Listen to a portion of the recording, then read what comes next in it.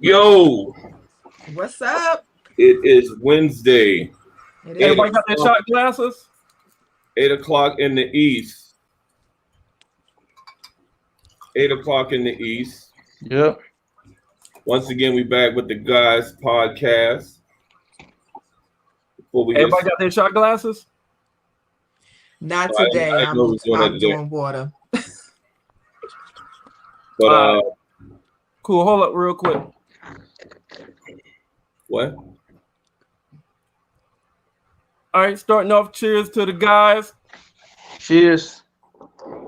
Salute.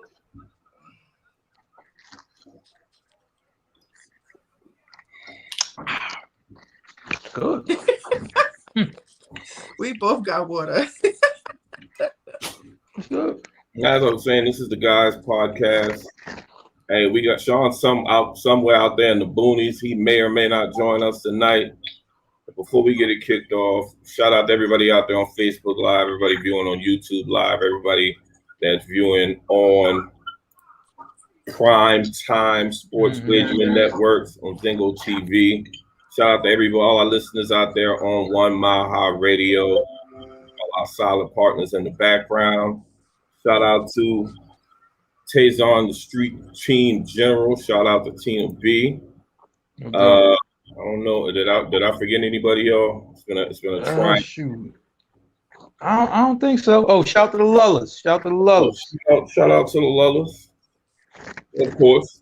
Yeah. So without further ado, we want to go ahead and see how everybody's doing this evening. We're going to start off with you ladies first. What you got, Cuzzo? I'm doing good. Just been working a lot. I've been working 13 hours every day for the past 3 weeks. So I'm tired. I'm just sleepy and overworked. But other than that, I'm good. I'm doing all right. Yeah, I've been up since 3 and ain't been back to sleep since. I'm running on fumes. Yeah, I know that feeling. Merv, what you got going on this hump day? Shit. That's it? Yeah, long day. Mark, what's the word up there in Philly? I heard y'all got some storms and shit coming through, man. What's happening? Yeah, it's actually about to kick off the night.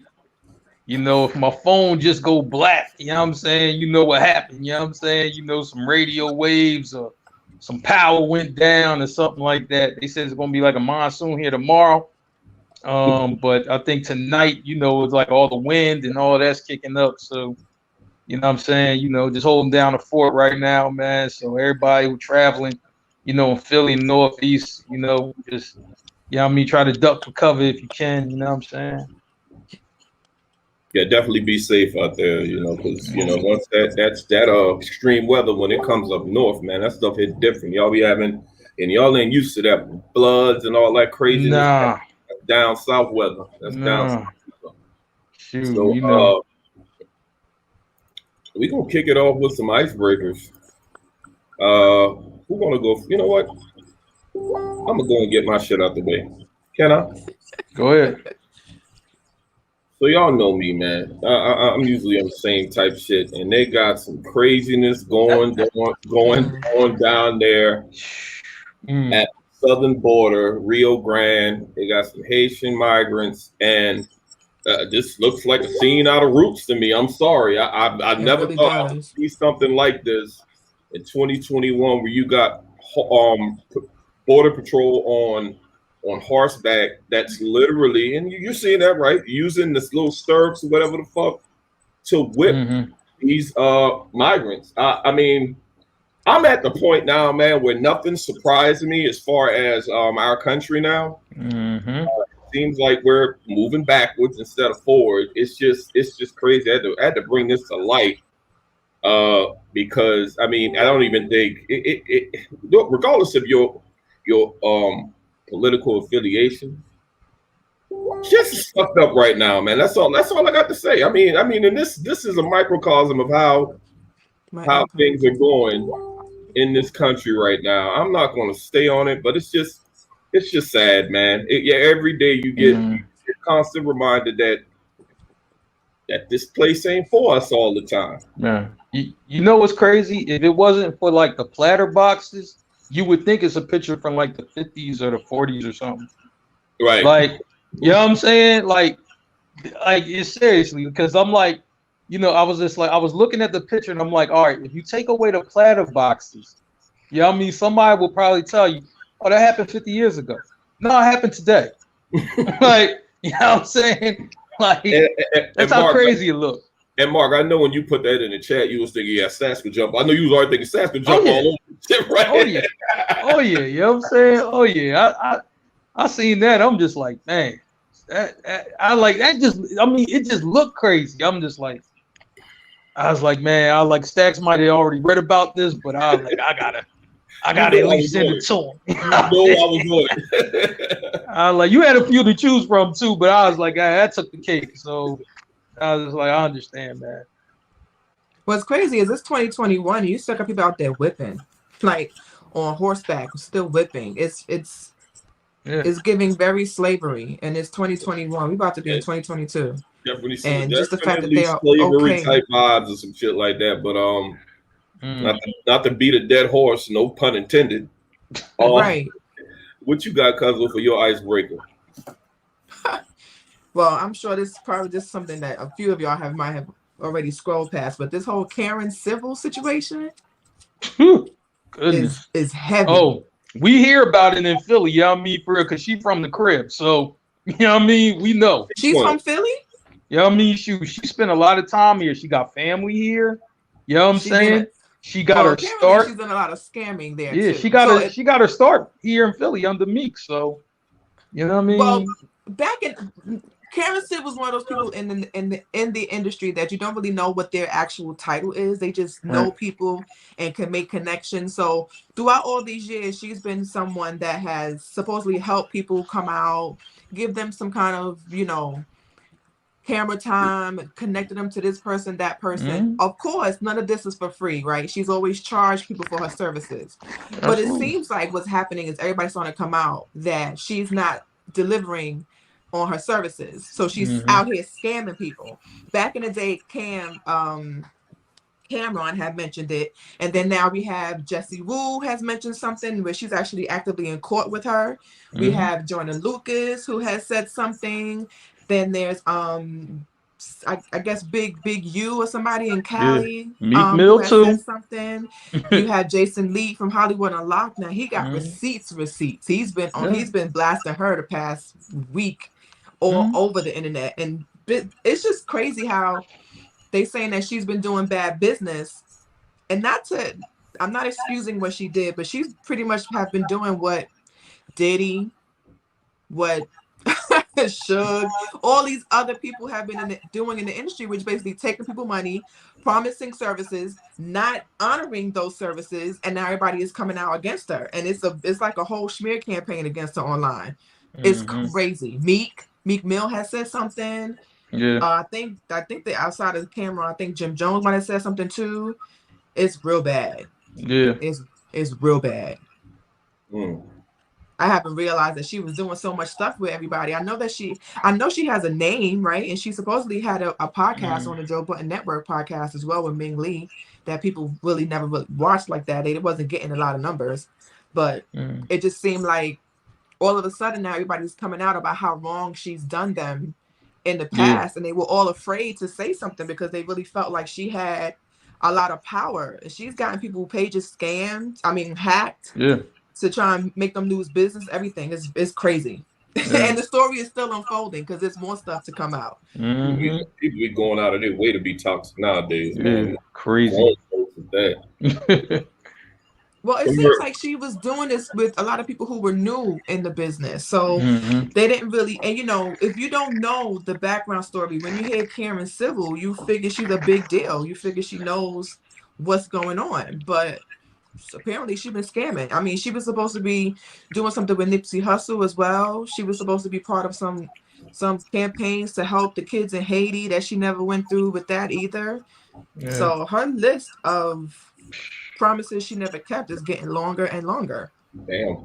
Yeah, it's not good. It sucks to be her right now. She's having a bad week. really bad week. Got to be more careful. So, Murph, what you got as Have to be icebreaker? more careful. I'm gonna go last. Mark, what you got as icebreaker, man? All right, I'm saying, y'all, we heard this talk, for a couple months now. Stacks, I'm saying, you brought it to me, Yummy, last week. The latest in the Ben Simmons saga that's playing out right here in Philly, of course, right? I'm not playing, I'm not showing up. The team is just like, yo, we'll find you, you know what I'm saying? And, we'll take your money that way. But let's just get down to it.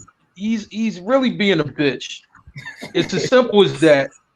I'm like, here's the thing. We had our fair share of players that wore that 76ers uniform that was criticized for on-court stuff. Not even the off-court stuff. The on-court stuff. And you know what these guys did? Allen Iverson, Charles Barkley, who are 76ers legends. Mm-hmm. They went and got better. They went and practiced their game. They went and got better. And I don't even think it's so much that Ben Simmons doesn't practice. I think he's literally just scared. It's like a deer in headlights. He's just scared. When 20,000 people were screaming, you know what I'm saying? He's on that big stage. He's scared to shoot the basketball. But the thing is, though, he wants to be paid like a superstar, but don't play like one. I don't know in what reality, you know what I'm saying, that happens.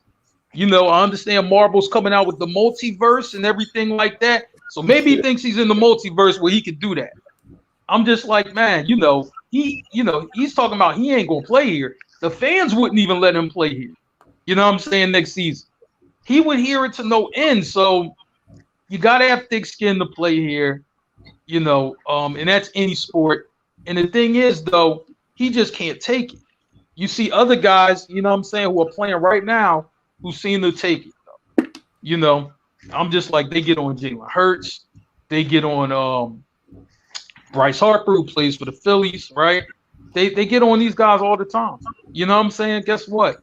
They go out there and they just like, yo, I got to be better. I got to be better. But this guy, he's whining. He's complaining. He just doesn't belong here.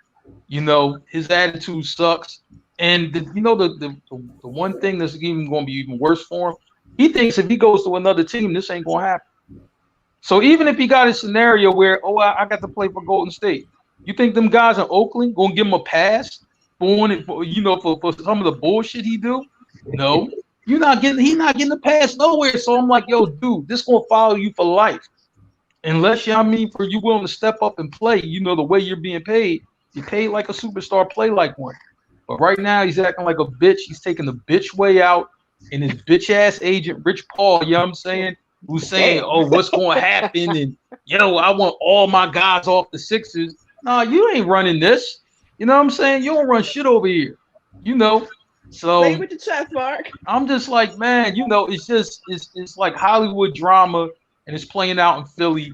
We don't do this Hollywood shit. You know what I'm saying? Ain't what the people about, ain't what we about. I'm just like, listen, if you trade them, that's fine. But don't be making no demands like you in charge over here. You ain't in charge of shit. You know what I'm saying?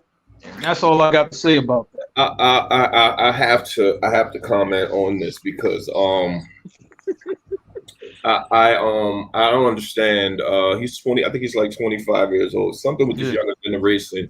Something with this younger generation as far as adversity. Like instead of overcoming hurdles and shit like that, the first instinct is I'm gonna take my ball and go home. Yeah. And the bad thing is that somebody told me his father's part of the problem. Yep. Which I was, shocked. He got a man in his life that's guiding him, and he's taking the as you say, bitch way out. It is my hope. It is my hope, Mark, and make sure this happens. Wherever he goes in the NBA, like my brother was saying, man, they got to trade him he got to go to the West, where he only got to come to Philly once a year. But I hope they are on his head his entire fucking career. When he comes to Philly, that dude, That dude he's not, you know how they boo people when they touch the ball? That dude is going to get booed every second he's on the fucking court. They might throw shit at him because you know how they get down in Philly. They threw snowballs and D batteries at Santa Claus. So I mean, I wouldn't be mad at all because I just think and the thing is that's the last city you can do that to. And part of from what I hear, part of the process in any sports franchise in Philly is that's one of the questions when they're bringing you in and they're thinking about drafting you. They ask you, can you handle? You know, this is Philly. Will you be able to handle the pressure? Yeah. And apparently he couldn't. And the thing is, he act like it's somebody else's fault, dude. You wet the bed in the playoffs. It was you that wouldn't the fucking ball. Now you're pissed off and you want to take your ball and go home, man. Ben Simmons don't get the fuck up out of here. So hey, as far as I'm concerned, it is what it is, man. Whatever happened to him, going forward, he deserves it. I agree. All right, Murray, what you got? Well, y'all know I'm always about the shits. So my icebreaker, hold up.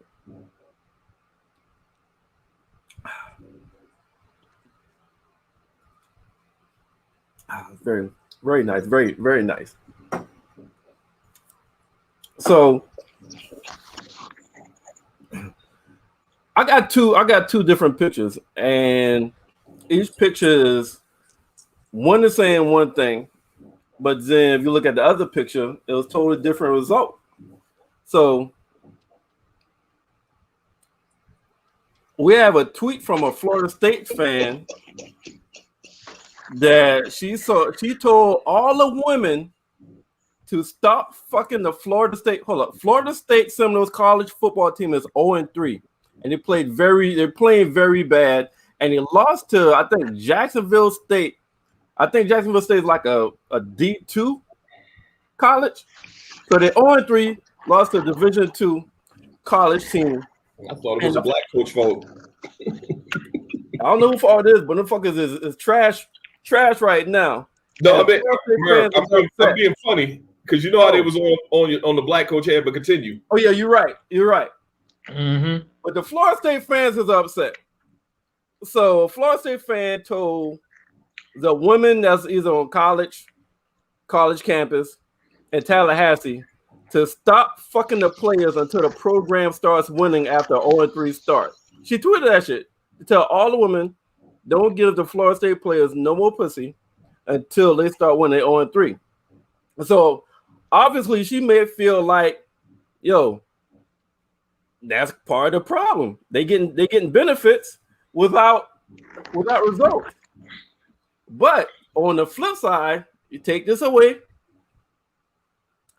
and then you add this nigga, Hollywood Brown, against Kansas City. This motherfucker went off that night to help his quarterback, Lamar Jackson, get his first victory against Patrick Mahomes and Kansas City Chiefs.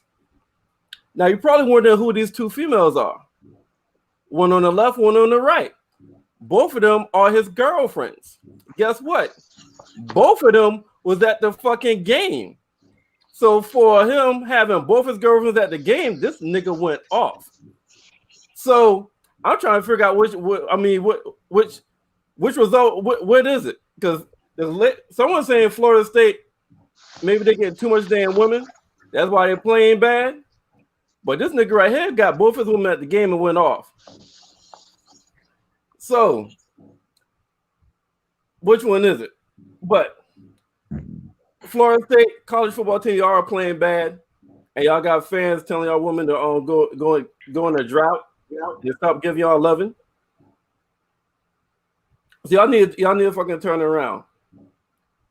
And Hollywood Brown, if you're gonna play like that every time, if you have both your women at the game, then you need to go ahead and get those season tickets for the rest of the goddamn game. So y'all gotta try win a goddamn Super Bowl. Hey, guess what? Hollywood Brown, you know what I mean? That's what he did right there. That's a Lou Williams special. Yeah, Lou Williams did that his whole career. He's the originator. Seriously, he was doing that in Philly when he was like 19.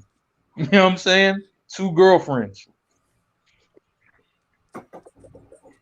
and he had them both in check. I mean, it's not. I mean, that's a bad term. It wasn't no type. It wasn't no deal as far as them not knowing about each other. Like they chilled together and stuff like that. Lou Lemon Pepper Lou, as they call him. Mm-hmm.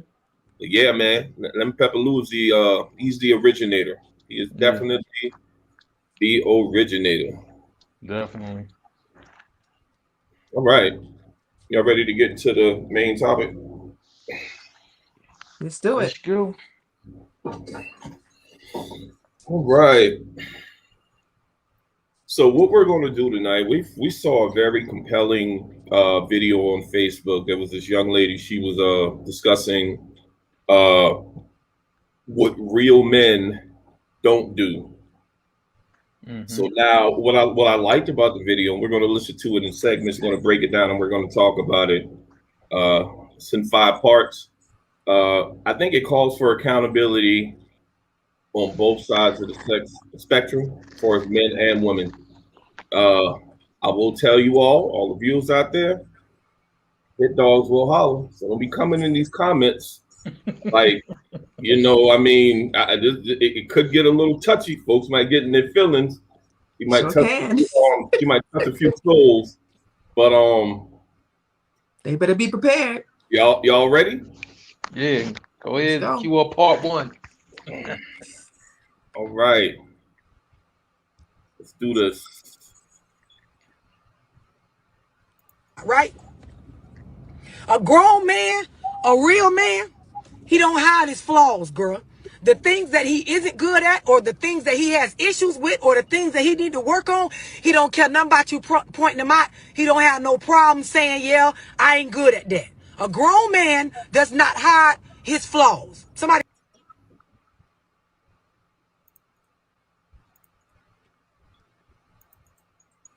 All right. Part 1, a grown man does not hide his flaws. I'm gonna go first. I like that one simply because me personally, I'm my biggest critic. And I know some of the things that's wrong with me that I'm steadily working on. But you do have some men out there, they could be fucked up 6 ways from Sunday, but they can walk around like everything is all good. Like everything is all good. So that was our first part. Let me go to Becca first. What do you think about that first part regarding grown man does not, and not a man, but a grown man does not hide his flaws? Well, I agree. But there was more to what she was saying. I'm not sure if you're gonna get to it, but she was talking about like what you hoes, like she was like, you hoes, I keep trying to tell you hoes. Like there was some other stuff that she mentioned. A real man doesn't hide his flaws. I agree with that. Hold on 1 second. Let's go back to the video real quick. Play until she gets to number 2, because it's real interesting. Got you. Today. Somebody type on here, Instagram, y'all type it on there. Number 1, a grown man does not try to hide his flaws. He don't care nothing about that shit y'all hoes be talking about what you feel like he don't do well. He is content with himself, meaning he understands what type of man he is, be it your cup of tea or not. Type that on here. A grown man does not hide his flaws. Somebody type that on here.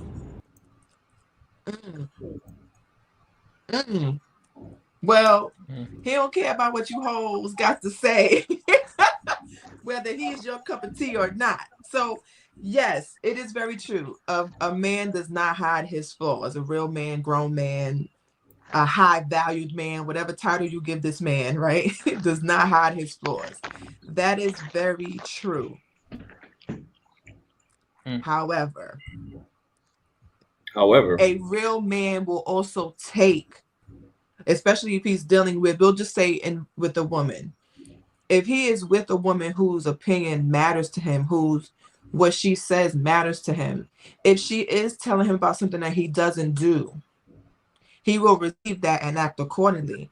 He's not going to just dismiss what he's being told by a woman that he takes serious. So yes, he's not going to hide his flaws, but he's not going to be as dismissive as she's suggesting either.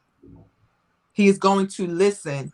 If a conversation is to happen where she says, this is something that you're not doing, that will value the relationship, he'll take heed to that. He's not going to just be dismissive and say, he don't give a fuck what you hoes think about whether he's your cup of tea or not. Being her cup of tea or not isn't applicable if he's acknowledging his flaws. She's also agreeing this is a flaw that needs to be worked on. He will listen to that. He won't be so dismissive. You got Mark. I'm gonna say like this though, like, you know, like I get where she's coming from, because I'm like, man, it sometimes is multiple women. Like, I'm like, yo, you're not my woman. You know what I'm saying? But to tell me maybe what I need to do, I'm like, if I'm content with how my life is and how I conduct myself, then I'm good. You know what I'm saying? You know, I'm like, man, but you'll hear it sometimes where it's, well, why you gotta be like that? Because I'm me, bitch. That's why. You know what I'm saying? Like, you know, seriously, you know what I'm saying? I mean, you know, like when you come at me in that manner, that's how I'm gonna respond. Now, if you come to me respectfully or whatever, but usually it ain't respectfully. It's more like, why you conduct yourself like this? Like, you know, I'm looking around. I'm like, was Lynn Johnson in the room? Like, she must be in the room. That's my mom, by the way. She must be around. You know what I mean? If you talking to me like that, you know what I'm saying? So I never understood that. I'm just like, listen, if a man is content with how he's living or how he's doing things, and you're not his woman, you know what I'm saying? Nor you his mom, then shut the fuck up. Like, that's all I really got to say about it. You know what I mean? Like, look, man, let that man do however he going to do. Might not agree with how he live, but he okay with it. I'm like, is it, you know, I'm like, yo, look, is he putting you in harm's way by how he's acting? No. You know what I'm saying? Is he putting himself in harm's way? Maybe. But that's still his life. You know what I'm saying? Let him do what he do. Like, you know, and then just, I mean, you might say your piece on it, but I just like, man, sometimes, you know what I mean, that piece be extra, just like, whoa, wait a minute. I ain't your man, you know? So sometimes I don't be getting that part, but that's just me. I think that if you are dealing, if this is coming from your actual mate, your woman, it usually comes during times of turmoil and when you arguing and shit like that. So, most people my age will be like, okay, I got you. I mean, you ain't really changing nothing no here, but I got you. It is what it is. So, Yeah,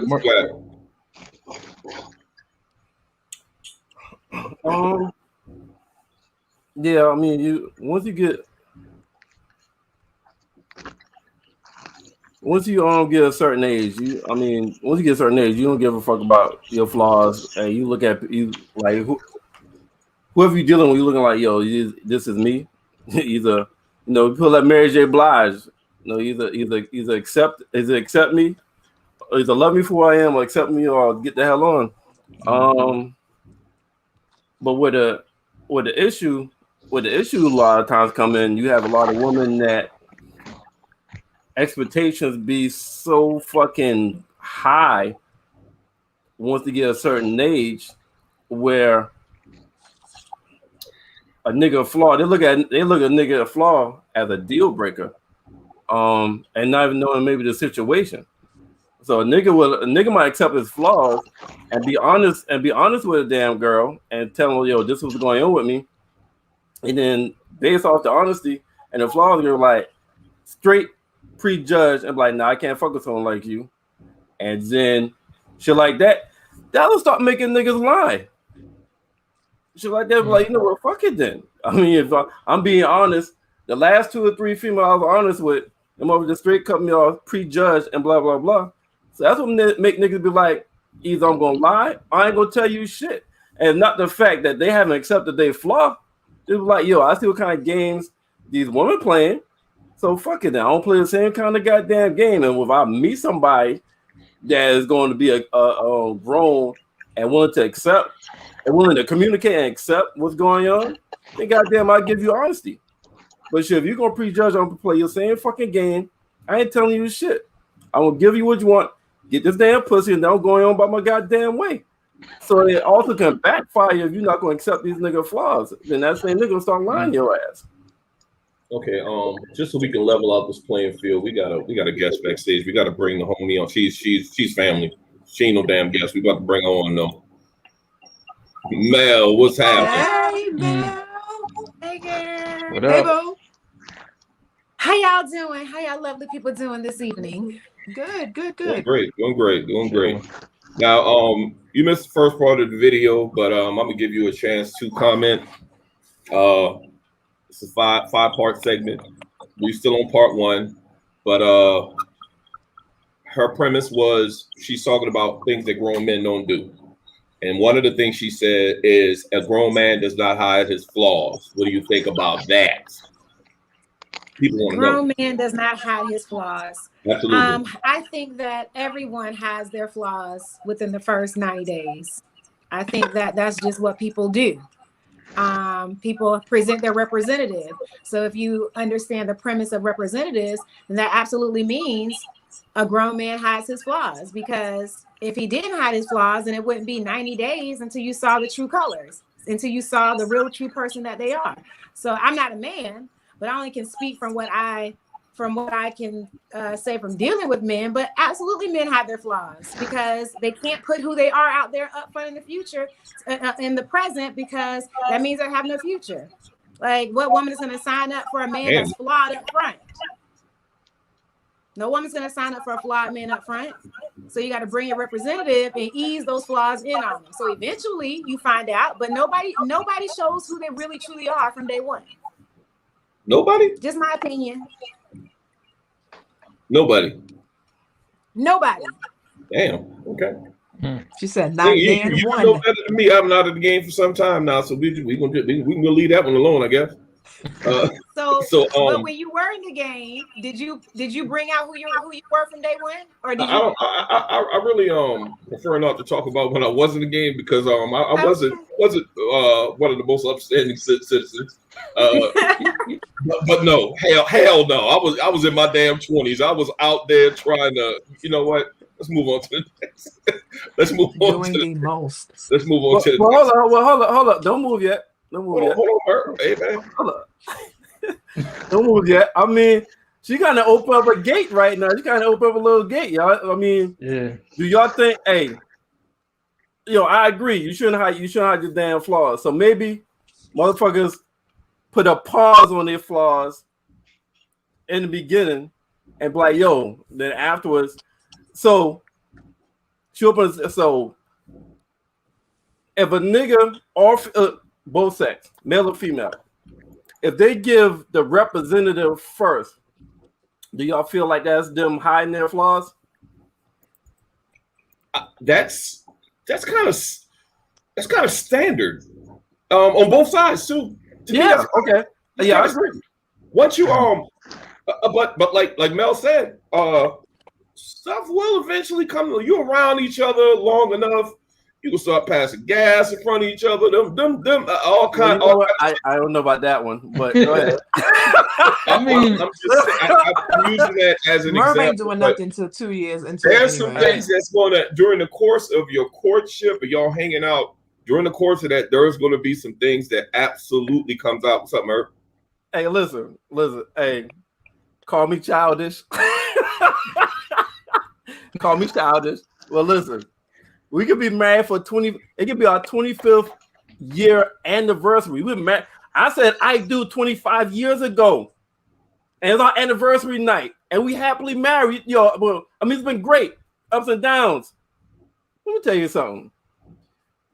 You pass gas around me, I'm falling for divorce. But I think, I what can't she's do it. referring to, I don't think she's just referring to when you first meet somebody or in the beginning. She's saying just in general, like just in general, do real men hide their flaws, whether it be in the beginning of the relationship or whether it be in general, it could be with their friends. Real men in general is what she's saying, don't hide their flaws. She also mentioned that they don't like them being pointed out. And she also mentioned that they don't give a fuck about what you feel. Like they're going to be them and they don't hide their flaws. Whatever their flaw is, take it or leave it. She said whether he's their cup of tea or not, he's not going to hide his flaws to please whoever is around him. And I think in the beginning, being a representative and putting your best foot forward is two different things. You can put your best foot forward when you meet somebody and still not be giving that person a representative. You're not going to say, hey, my name's Rebecca, I have bad credit. Like, that's not how you introduce yourself, right? You're going to introduce yourself and give the best, you put your best foot forward, but that doesn't necessarily mean that's a representation or a representative of who you really are, like you're trying to cover something up. What she's saying is that a real man doesn't hide his flaws, that he acknowledges his flaws in a healthy way is what I'm guessing she's meaning. Like in a healthy way, he acknowledges his flaws, but he's also not going to he's not going to want you to repeat his flaws to him, often. It's like, this is my flaw, just take it or leave it. Hey, let me respond to these motherfuckers, man. You putting up, I don't know who's doing it, but let me respond. Hey, listen, Rika. No, hell no. I would not want my lady of 25 years of marriage to pass out. No. Yo, but you know what? Not prick. Walk away. People fart in their sleep, Merv. They don't know it. Hey, well, I'm sleeping, so I don't care.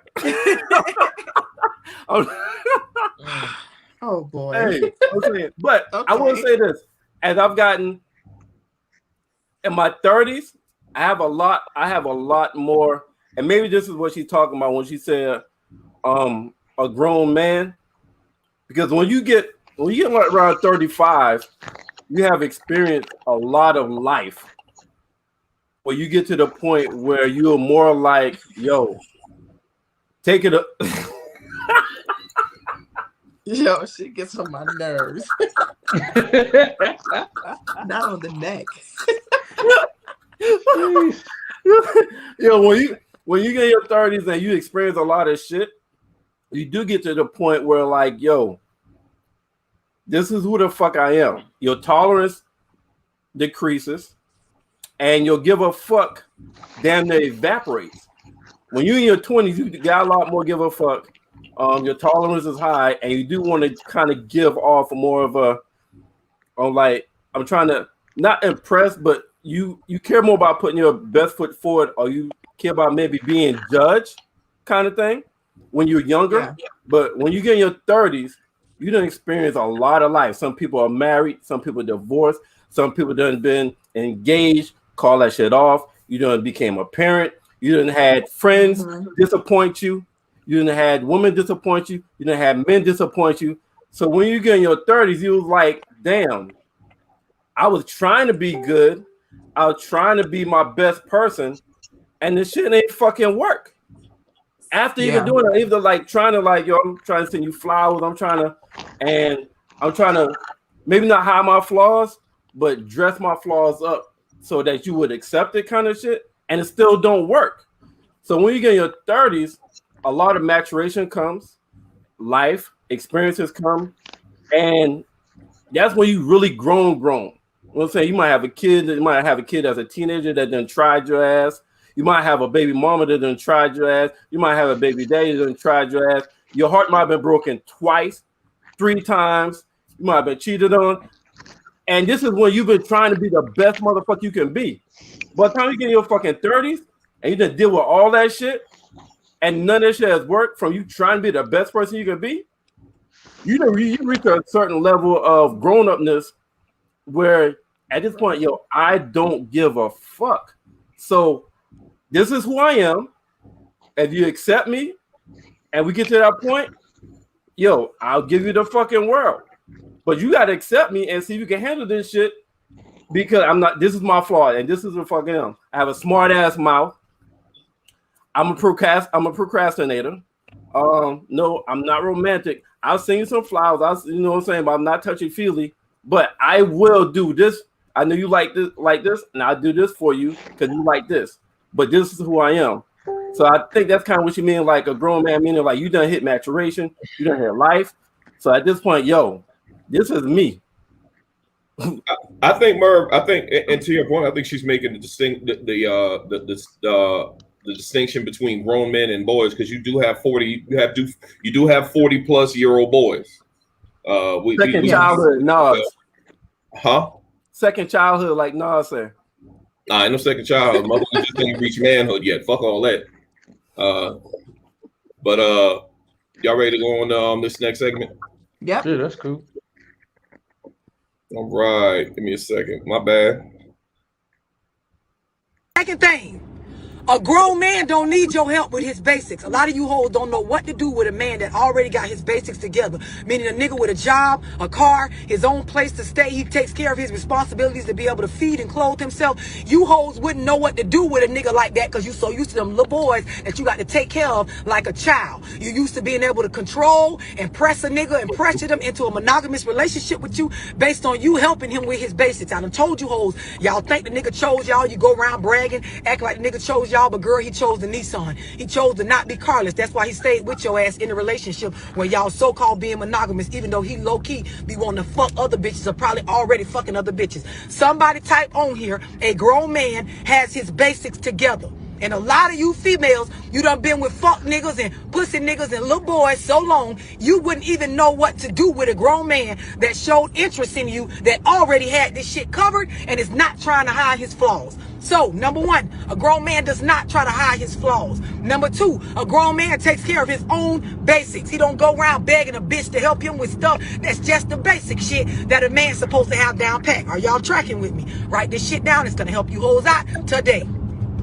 Instagram, type that shit on here. Y'all got to keep up now.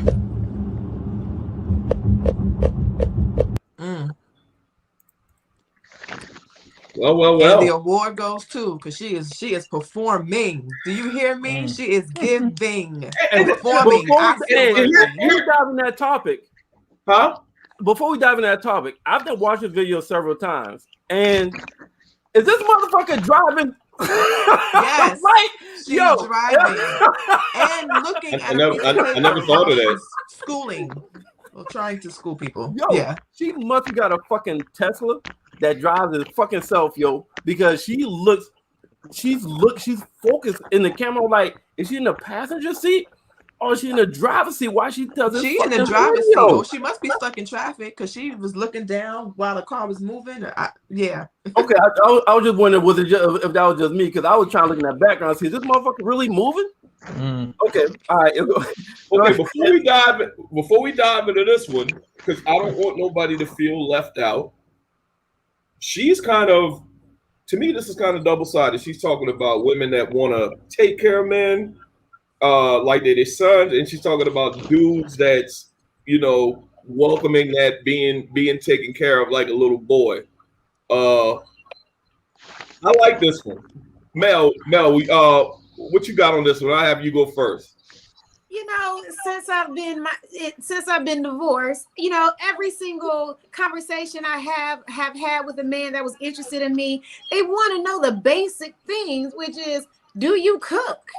And meanwhile, I'm like, how did you feed yourself before you met me? And these are grown men. So like, I'm confused on point number two because grown ass men, I mean like 45 to 50, because that for some reason that's the age range of men that's going to hit on me.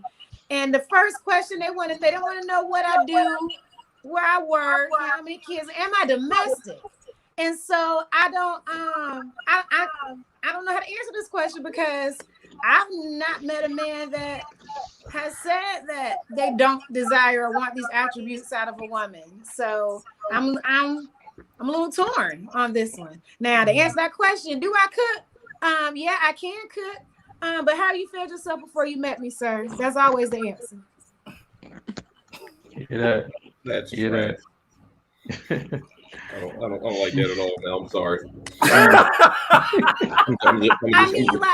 We family. I don't know how to answer that because ass, I've never met a man who was like, I don't care that you're not domestic. That's what they want to know.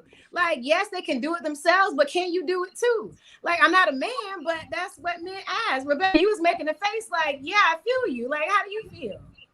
I don't think cooking falls up under the basics, particularly. That is a basic. A basic human need is how you gonna feed yourself. That's what she said, right? She did say that, something about cooking, right? Man does not need help with the basics. Yeah, she mentioned that, and they went off on a tangent about some other shit. Like, yeah. So let me ask you this: does the basics change? Is there gender basics? I think it's no. I think you should be able to. If you're dealing with an adult, what she's saying is women don't know how to deal with a man that has his basics intact. You mean able to cook, clean, wash his ass? He don't need help with a car. He don't need help with a job. Like, if those are basics, and we do not know how to deal with a man that doesn't have that intact, I know exactly what to do with the man like that. I mean, you mean to tell me he was just footloose and fancy free before he met me? I mean, he's never had a job until he met me. He's never ate a plate of food before he met me. He's never washed his balls before he met me. Like, come on. If I'm meeting somebody in their adult age, then their basics should already be intact. So we know exactly what to do with that kind of man. We don't have to worry about if he has toilet paper. We have other important things to worry about. So he don't need help with his basics. As a grown-ass man, he shouldn't need help with his basics. Yeah, but that ain't the case though. That, like, I mean, you see it, far too often, you know what I'm saying, where you know what I'm saying? I'm like, man, drop her off at work. You know what I'm saying? He got the car, you know what I'm saying? And he doing his thing with her car and he live at her crib. Like, you see this shit all the time. Like, it ain't like this is new. This shit happens. I'm just like, for me personally, you know what I'm saying, I could never let this happen because I'll be wanting shit too fast. So even if a woman, you know what I mean, was willing to do that for me, that means I gotta wait on her to do it. Fuck that. I got to get my shit right away. You know what I'm saying? So even if a woman tell me like, yo, Mark, I got you at the end of the week. Now, the end of the week ain't going to work for me. I need it right now. So as a man, I got to go get it right now. You know what I'm saying? So I'm just like, I wouldn't really know what to do with that. Like, if a woman, you know what I'm saying, just like, yo, Mark, yo, it's whatever. Hey, get whatever you want. And she had it there right then before I got a chance to go get it. I wouldn't even know what to do with that. Like, yo, what the fuck? Like, this is crazy. Here's my thing, though. I really do think that there's a segment of the population out there, as far as women, that look for men like this simply because, simply because if a man is dependent on them for the basics, he's less likely to leave. But I mean, from a woman's perspective, seems like that's a lot of fucking work maintaining a man that can't take care of the basics. That's like that's kind of like extra. But there's a segment of the population out there that like a project. They like Hey, Stacks, it ain't even only that. Think about it. What's the meme? What's the meme that's going around? Yo, I see it a few times, man. Woman, you know what I mean? For this, what she type on Twitter, right? Oh, I like my man a little homeless so I can control him. Like, don't act like y'all mean those women ain't out there because they are. You know what I mean? I like them a little homeless so I can control them. You know what I mean? Those women is out there. I'm sorry. They exist. I like my men a little broke so I can control them. Yes, you know what I mean? Yeah. Because I'm like, and you see it too. You know what I'm saying? Matter of fact, what's the thing, y'all mean, for like, yo, when a woman paying for shit and the man like standing behind her, you know what I mean, or whatever, he like, yo, how you know if a woman paying for shit? Watch how the man stand with her. You know what I'm saying? I like, yo, these women exist. You know what I'm saying? And guess what? They be talking to them dudes all type of ways. And you see that shit in public, like talking to him like a dog. I'm like, oh man. I'm like, yeah, he need a place to stay because look how she talking to him. You know what I'm saying? Look how she talking to him. I could never go through that. I was like, man, once a woman even get loud, I'm looking at her, you know what I mean? Like Michael Myers or something. Like, I'm about to stab you and shit. Like, who the fuck is you talking to? You know what I'm saying? You stabbing shit. Yo, But no, but seriously though, man, like I think, yo, dudes will be taking that shit on the chin is because they don't have that basic shit together. You know what I'm saying? Dudes, you know what I mean, bro, got their shit together. They like, I don't gotta take that. You know what I'm saying? Just like, man, you know, and they moving on to whatever they moving on to. But not only that, man, if you a guy that if you're in that position where you're not handling your basics, I mean, shit, you damn near you one fucking unlocked phone away from being fucking homeless. Yeah. Shit. Oh man, listen, it happens. You know what I mean? Well, yo, man, my girl, she won't let me in the crib. You know what I'm saying? Because it's her crib. That's why. It's her crib. She don't gotta let you in. You was taught, y'all me, yo, you did something she ain't like, and then she locked the door and changed the locks on your ass. You know what I'm saying? I'm trying to tell you, that's why it's better, y'all me, handle your basics, get your own shit, and you don't gotta take all that bullshit. Crazy. So, Mark, are you saying there's some real life Jodies? Yes, TT. Yeah, some real life Jodies in the world. Hobos. Real life. You know this. Wait a minute, They are wait a minute, wait. homosexuals. Wait, yeah, there it is, Becca. That was the term I was looking for because I seen that too. A hobosexual. You know what I'm saying? Homosexual. He need a chick with a place so he can stay there. You know what I'm saying? So, Man, okay, Mark. I'm about to put ladies on the spot. Becca, go back in time. Have y'all ever had a guy hit on y'all or whatnot, and kind of like that you might have got a feeling, not early, because it's not gonna happen early, but maybe about 2 months later, as you got comfortable, kind of move in on the sneak tip? He ain't really pack no bags, kind of move in, but it was like maybe every night he brought some clothes there, he's over there, and you start wondering like, nigga, what you saying again? Tell the truth. Or like she made a comment on there where she was like, that nigga don't like, that nigga ain't choose you. That nigga chose your Ultima. He chose to not be carless. That was a fucked up shit when she said she had to go there. Yeah. So it happens man. Have y'all experienced that before, like in your last 25 years? Tell the truth, skinny devil. Don't lie on damn Al Gore's internet now, Mel, Becca. I could say probably, I would say probably in the very beginning, my daughter's father, we talk about 06, 07, 08, probably around there. But at that point, he wasn't definitely coming over for my car. Because I was a New Yorker. You don't have a car. You can go your whole life without a car. But I definitely can feel that coming over one night a week to 2 nights a week to 3 nights a week, then staying the whole weekend, that I could relate to. And it happens. Dudes do come over and they like you because you got all the snacks, especially if you got a kid, they gonna eat your kid's snacks. They're gonna come over because you got Wi-Fi. Life, baby. They're gonna come over for a reason. Yeah, they're gonna come over for a reason. So absolutely, there's a lot of men that don't have their own. They may barely have a place to stay. If they do, they have roommates. So they date women that can, they like Jody. Let me borrow your car. So, I drop you off to work and I'll ride your shit all day long and pick you up from work. So that shit feel romantic, but this nigga's using your gas all day. So yeah, that happens. Not no more, but it happens. I think women are picking up to it earlier than they used to. But hell yeah, it happens. Homosexuals. They all over the place.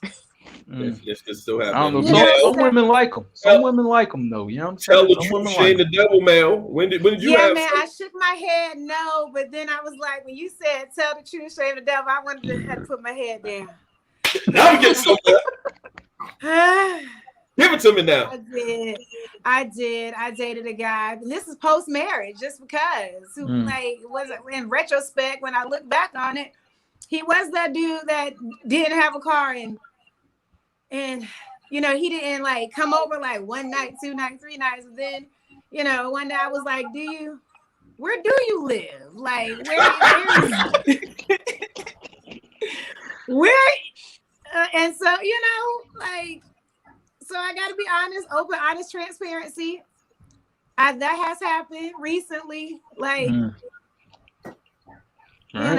within the last 5 years. Mm-hmm. But you live, you learn. Some memories Oh, there. she laughing at me. Yeah, hey, she laugh at everything. She's special. Well, TT's Yeah. special. She's one of our Yeah, special, I'm I telling love you. it. It happens. I love special family, special But I don't know, followers. it wasn't like a pet project or anything. Like, because Hey. you know, if you go back to point two, a grown man does not need help with the basics. It was just like, you know, coming off of a marriage, it's like, okay, well, what is happening here? Like, just being a little naive to being in a relationship for so long and then coming out of it, like getting back into the swing of dating, it hit me. The same stuff that goes on 35 plus is the same thing that happened 25 plus. With a new, You know what I mean? Shoot. with a new Shit. with a new toilet, I guess that's what they say. But yeah, shame the devil. That has happened to me. Hey, shit happens. That's just like last week.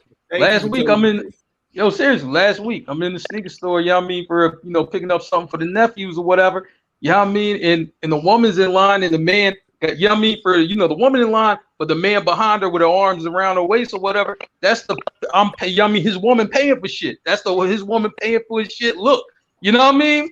You're like, yeah, you know, that's what it is. I just like, oh man, okay, I see how it's working, but I'm like, that shit really do exist, man. When a woman paying for shit and she with the man not standing like a man, he just not. I'm sorry, you know what I mean? It just don't work like that. Hey, I tell you what, you know what? I tell you what, to me was even more was stuff that I've seen that's probably more disturbing, and it actually happens. I've seen commercials, I've seen stuff on Facebook. I've seen niggas sitting in a car while that girl is pumping gas. I've seen niggas sitting in the car while that girl is putting air in the tire. And and believe it or not, I've seen a fucking post where the guy standing outside the car, the girl is changing the fucking tire with a baby in her hand. But bro, you a whole piece of shit if you fall into that category, bro. Matter of fact, and as far as the ladies that do shit like that, well, use a new fool. And That shit be happening. You just hit a nerve with me, man, because I don't know why my ass be looking for that shit when I go to gas stations and shit. Let me look around and see. Okay, she by herself. Okay. I haven't really seen it. I don't think I've ever seen it like firsthand. I've seen it like on a video or on social media. Have anybody ever seen it like firsthand? Stacks, don't come up north. Not in person. You'll see it a lot up here. Y'all I ain't even lying. Like, boy, he got the passenger seat lean back. You know what I mean? He chilling. You got the pat, yeah.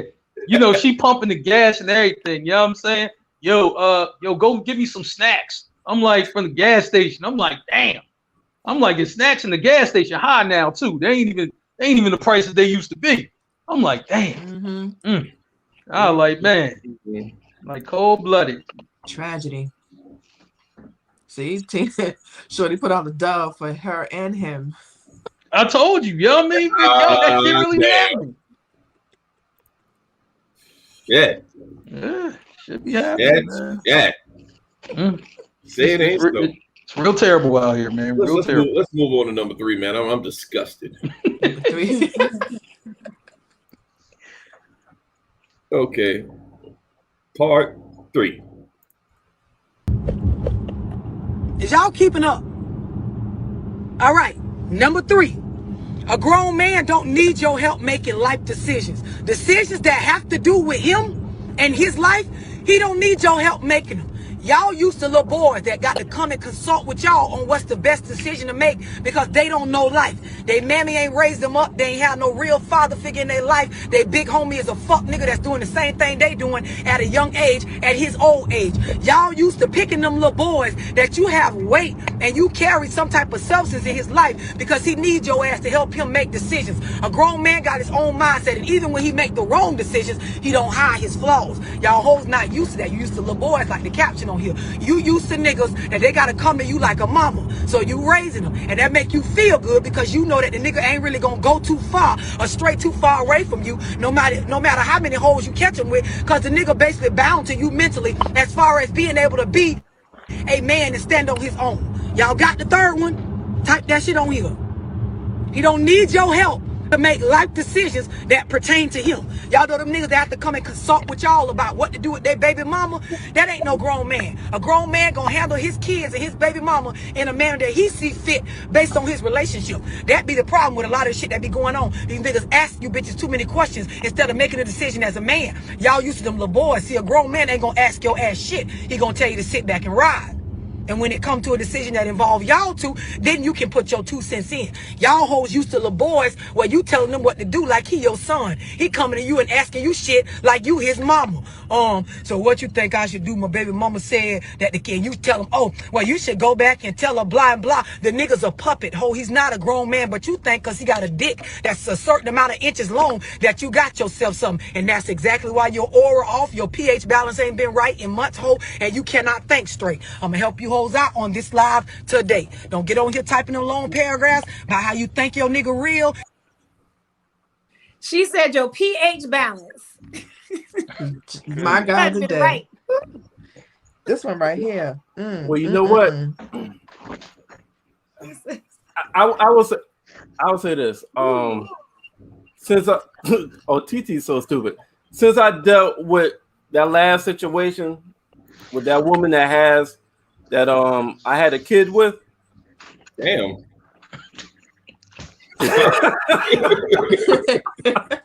That woman I had a kid with. I hear that. Yeah.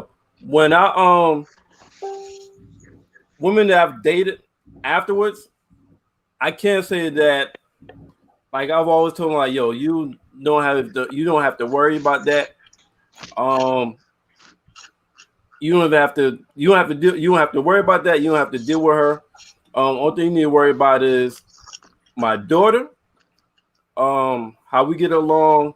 But I have set boundaries where, like, yo, y'all don't really need to communicate like that. Like if we go somewhere, something like we gotta go for my daughter, it'll be a introduction. That's it. Boom. Other than that, yeah, I don't need to ask no questions. I know what I'm dealing with, so I'm telling you what the fuck we dealing with. Where there's no need even be around that kind of energy. So I kind of feel on that because I'm not asking like what you think I should. I already know what to do because I know what the fuck I dealt with. So I kind of feel on that right there. And I do let them know that it's not me. I ain't hiding anything. It's more like, yo, I'm trying to keep you from that kind of energy. Don't worry, it'll come out. Whenever it'll come out, eventually you see why. Like, oh, so this is why you move the way you move. Yes, ma'am. This is exactly why the way I move, and this is why you didn't even need to talk to her. Shit, I don't talk to her unless necessary. That's it.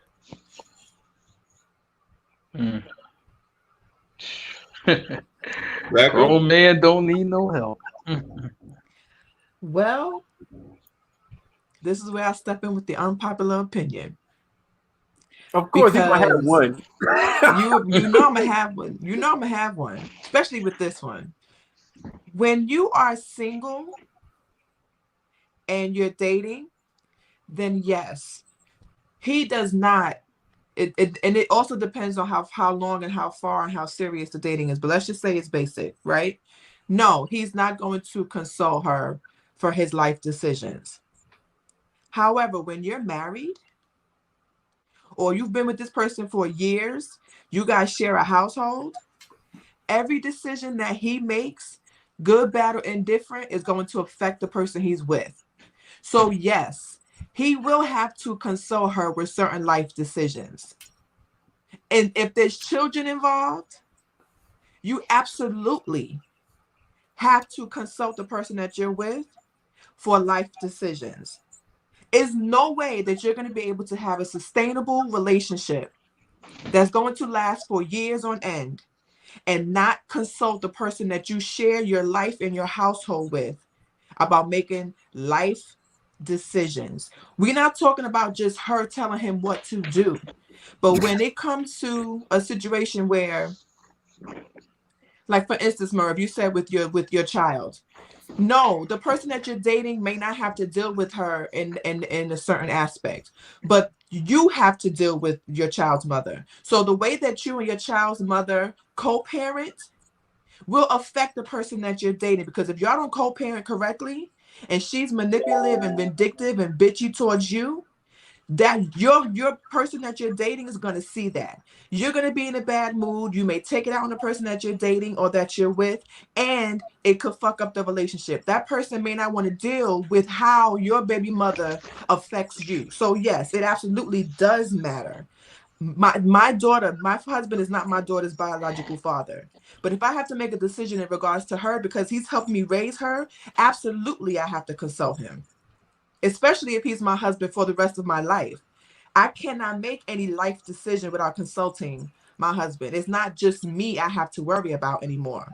So I get what she's saying, where he doesn't have to come to you to help him live his life.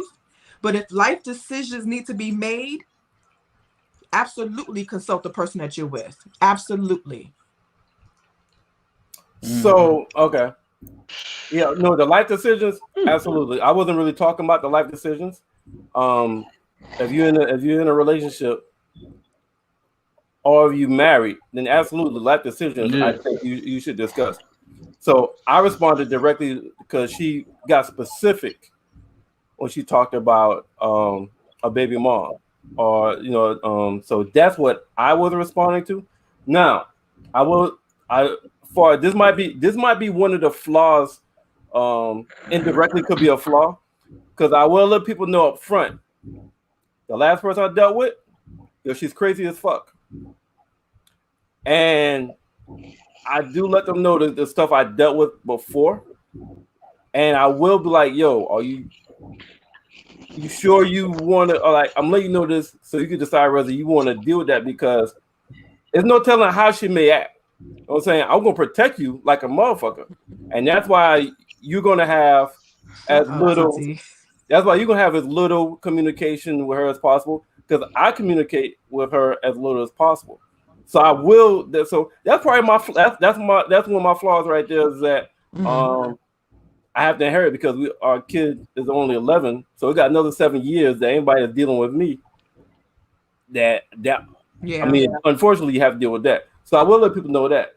But far as like when I said the decisions making, meaning in dealings with her, now if it's something with my kid, if I'm dealing with somebody, I'll let them know, this is what I got going on. But it has to be directly related to my kid, as opposed to with her. When it's with her, I'm wrong or right, I'm gonna make that decision.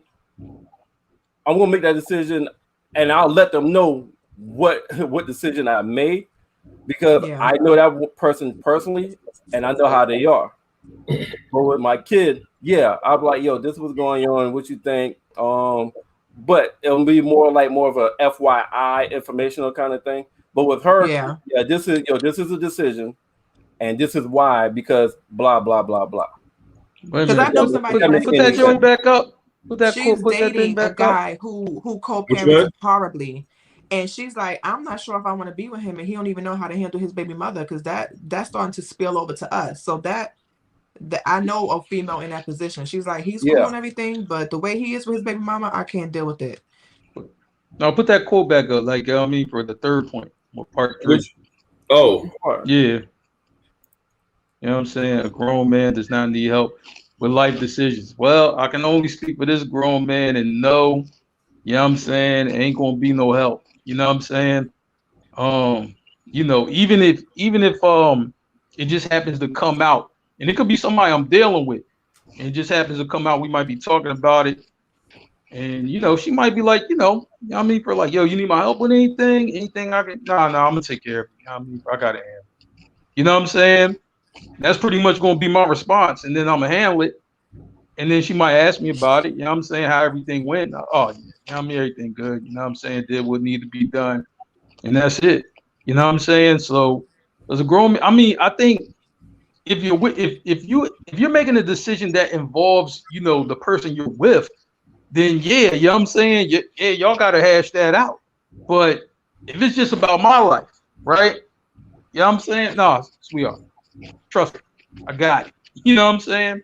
I just like, man, now understand, like I see my pop do this. Yeah, I mean, he was already married to my mom, but he was old school, so it was just more like I got it. You know what I'm saying? So I just kind of carry that on. Like, look, I got it.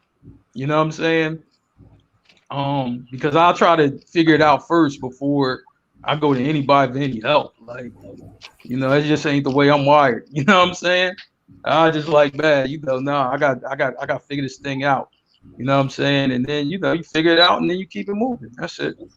Man, very good points from everybody, but I kind of agree with I think she's kind of talking about non-married folks, but I mean, to Merv's and Becca's point, y'all made some very great points. I have a blended family, and when we making some decisions that, especially that involve money, it's not like you're going and asking for permission and shit like that, but there's that mutual respect and shit like that. Like Murph said, this is what's going on, this is what I'm going to do. I don't think that's necessarily help with decision. That's just that mutual respect as a married couple. And I think that could kind of spill over to if y'all dealing with each other heavy as well. If you got a nice mature relationship, I think you'd be able to go to your mate, as a man and say, oh, look, this is what's going on with my baby mom, and here's what I'm going to do. And like Sharika said, a listening ear. Sometimes just listening is enough. A lot of well, I would say on both sides, men and women need to understand that sometimes just listening, taking it in. Sometimes when when you're conversing with your mate, they're not talking to you, in the sense where they're trying to get answers. They might just be giving you the information, or they just may be venting. More often than not, on both sides, feel like they got to fix something when they ain't even being asked, to fix a problem or something like that. That's how I feel about it. So, Mel, what you got? On that one? I think you on mute. You just went mute. You're having technical difficulties, and the thing is, y'all, I think it's StreamYard and stuff like that. As far as people blacking out and having technical difficulties, yeah, they've been acting up. Yeah, absolutely. Mel, take Mel out, and bring her back in. Now, that's all of the video let me upload, but the last two, we will play. I'm gonna make it. I'm gonna let it do what it do.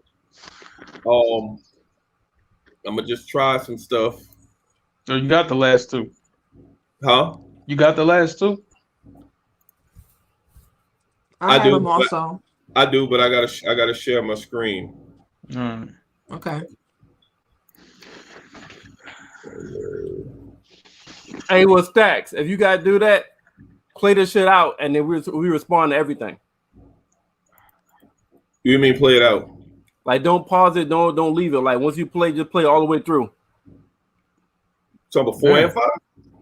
Yeah, because you said, like, instead of going through this again, you said you got to go through some shit. You got to share it, right? Because they wouldn't let you upload. So I was just saying, just let it play out, so you don't have to go through it again. And we just respond to both of them.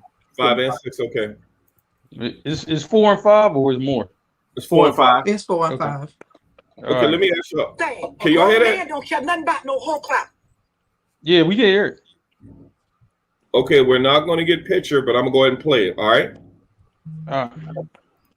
Grown men know that women are attracted to men. Men are attracted to women. If it's same sex, same goals. A person that's sound within themselves, they don't need a bunch of hoes to validate them as a man. Does that mean they don't got hoes? No, that's not what I'm saying. What I'm saying is a nigga don't go out here and be thirsty for hoe clout. A grown man understand hoes don't pay no bills. Hoes don't help me take care of my children. Hoes don't help me cover my basics as a grown man. So I don't care nothing about having 1 hose, 2 hose, 3 hose, or 4.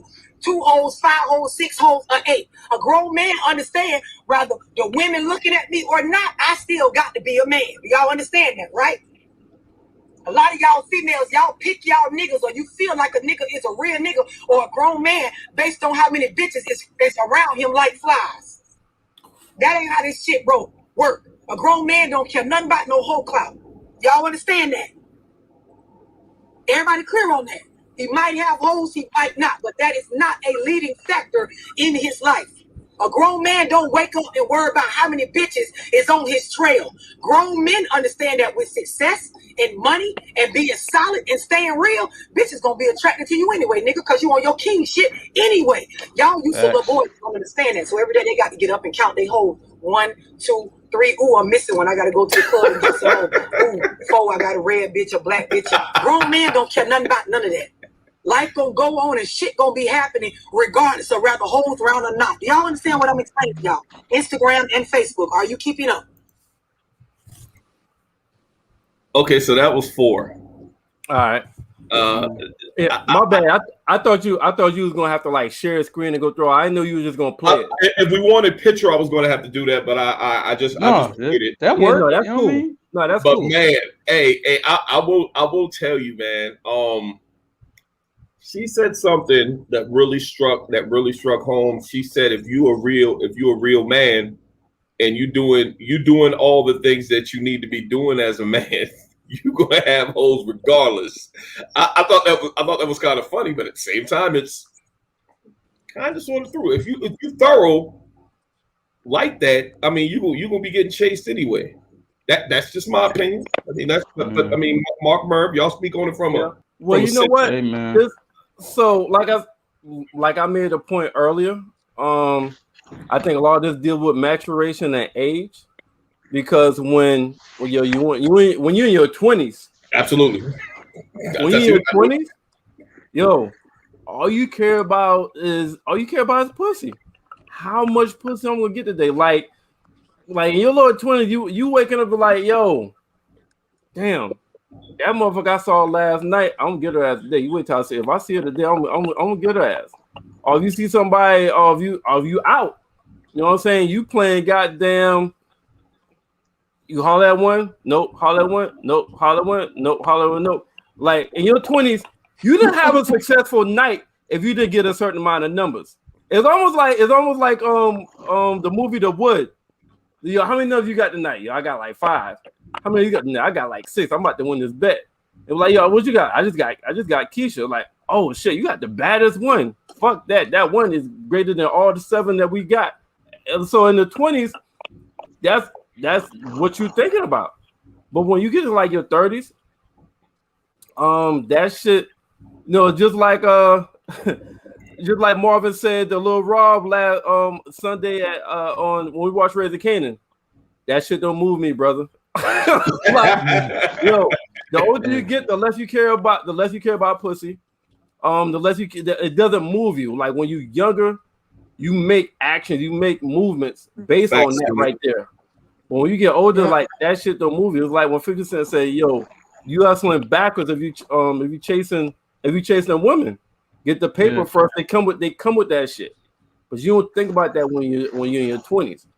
So when you get older, like especially in your 30s, you're like, yo, I'm about to get this, I'm about to chase this career, chase this money, chase this paper, and then they're all gonna come. Wow. I don't know. I say like this, like, I mean, for me, like, I mean, shoot, I thought about chasing the money in the 20s, you know what I'm saying? Because Oya told me, you know what I mean? Like, yo, if you go after the bread, trust me, you know what I mean? They're going to be there.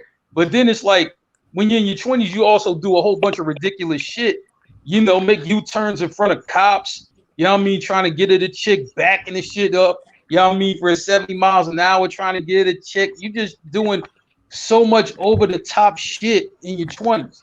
It's just what you do. It's just like, oh, well, all right, that's what I'm doing. You know what I'm saying? And once you move past that, it's really different. It's just like, you know, like if you're out, like especially, you know what I mean, 30s and above, and you're out and then you catch something, you catch them, but then it's like a reset button. You know what I'm saying? The next day, like, you don't give a fuck what happened last night. Like, that's last night. You know what I'm saying? You know, if you go back out again the next night, then you might do something different, but you don't give a fuck about, you know what I mean, anything that happened the night before. I mean, shit, I never do. It's like whatever happened last night, cool. I don't want to know her. I don't want to know nothing. You know what I mean? That shit was last night. You know what I'm saying? Just let me move on and do what I got to do. You know what I mean? So You know, TT that- dumb. Funny as hell, yo. TT stupid. man. I like man, Okay. but Whole Cloud. Lady. I believe that they say grown men don't care about whole clout, but I have been in bars where I have like overheard men, grown men, talking about the conquerors, you know, that they've gotten. So it is like some men still do grown men. It's like you guys are saying like the age range, but there could be in is maturity. I think Tina B said it in the messages, and I was thinking the same thing. It's like maturity, the maturity level of a man, not necessarily the age range of a man. Designates the clout, the whole clout that he has. But to Merv's point, when a man has everything, when a man comes with everything he's supposed to have, that's what women flock to. And some women don't care how many other women want this man just because they have everything. They have their stuff together, because as long as they're taking care of them and their basic needs, it doesn't matter how many hoes he has, because he has everything that he needs to have in excess. And so I think that is true. I think that her statement is true. When a grown man has his shit together, women will come to him and he can say, this is my main woman, but this is what I'm doing for you. You're gonna know your role, and we can roll. But if you don't know your role, understand that this is my main woman. And so that's how I feel about it. I think it's true. I think there's a lot of women don't care about the other women in a man's life who has their basic stuff together. They walk in their truth and go back to point one. They don't have their flaws. So I don't know. I'm gonna say like this. I know a boy. He got like 5 girlfriends, the same 5 girlfriends he had for the last 6 years. I don't know how he fucking does it, because I couldn't keep up with that shit. That shit. No, but I'm just saying. I mean, to me, it seemed like a headache. I mean, you gotta hear from her, you know what I mean? So if she gotta complain about shit, you gotta hear that. Don't nobody got time for that shit, man. You know what I'm saying? I'm just like, man, like, look, man. I'm like, if you got one chick, you know what I mean, for like she love you and then she complain, cool. But 5 though, oh man, you know what I'm saying? I'm trying to tell you. I'd jump off a bridge if that was my situation. A man that has 5 women, those women are all in their minds competing for each other. So they're not going to do anything that's going to cause this man to not want to deal with them. So they're going to be the piece. They're going to try to be the best piece possible, because they know that man is going to keep coming back to them. So a man that has 5 women got all the women in line and all the women in check. So when he goes to each person's house, they don't have a problem, because they're trying to be the woman that he wants to be with. So they're going to try to be the piece. They're going to try to provide basic needs. They're going to try to do everything that they can to bring that man comfort and to bring that man stability, so that man keeps coming back to them, even though they know he has multiple women, and each other woman is competing to be that piece as well. Just my opinion. I have seen situations. Seem like a headache. But I have seen situations where the woman might not know about the other woman directly, but they know that he's out there, where they're trying to be the last woman standing. They're trying to be the last woman standing. Shit happens. That shit happens. Becca? Well, I mean, everybody's pretty much said what I was going to say. Like, it's about maturity. Yeah, and when you're young, you want to know where the holes at. You're trying to line them up, knock them down. But as you get older, you sometimes realize having a lot of holes is not about quality, it's about quantity. So that's what you're thinking in the beginning. But now when you get older, you're like, nah, I'd rather have, just one. Or just like she said, when a man is doing his thing, sometimes he don't even realize that there's holes in the background just watching. That's going to happen by default. But I agree with her. If a man is focused, he's not even counting the holes. He don't even know they exist. And if he knows they exist, he's not giving them any attention because he's focused. So I agree with her. I agree with. I have a question, and I'm gonna let Merv help me out with this. And Mark, I'm pretty sure y'all have heard this football reference. If you saying you got 2 good quarterbacks, you can't decide. What does that mean? You don't have a quarterback. You don't have a quarterback. Okay.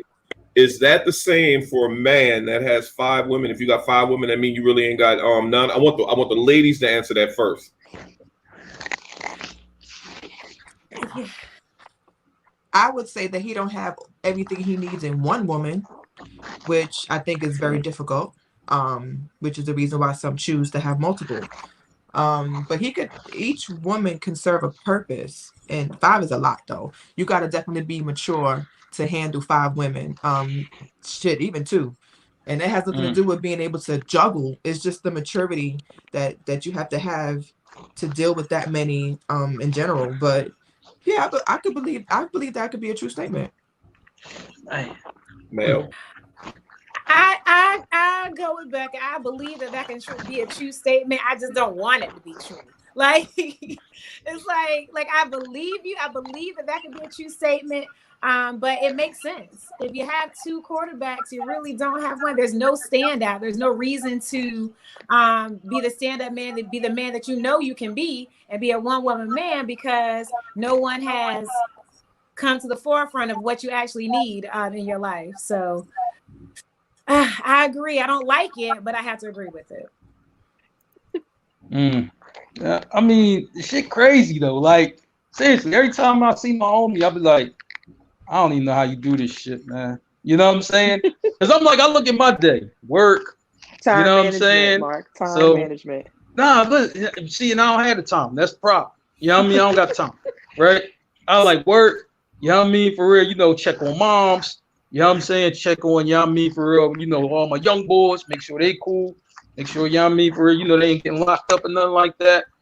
You know what I'm saying? Shit, you know, watch football. You know what I mean? For real, sleep.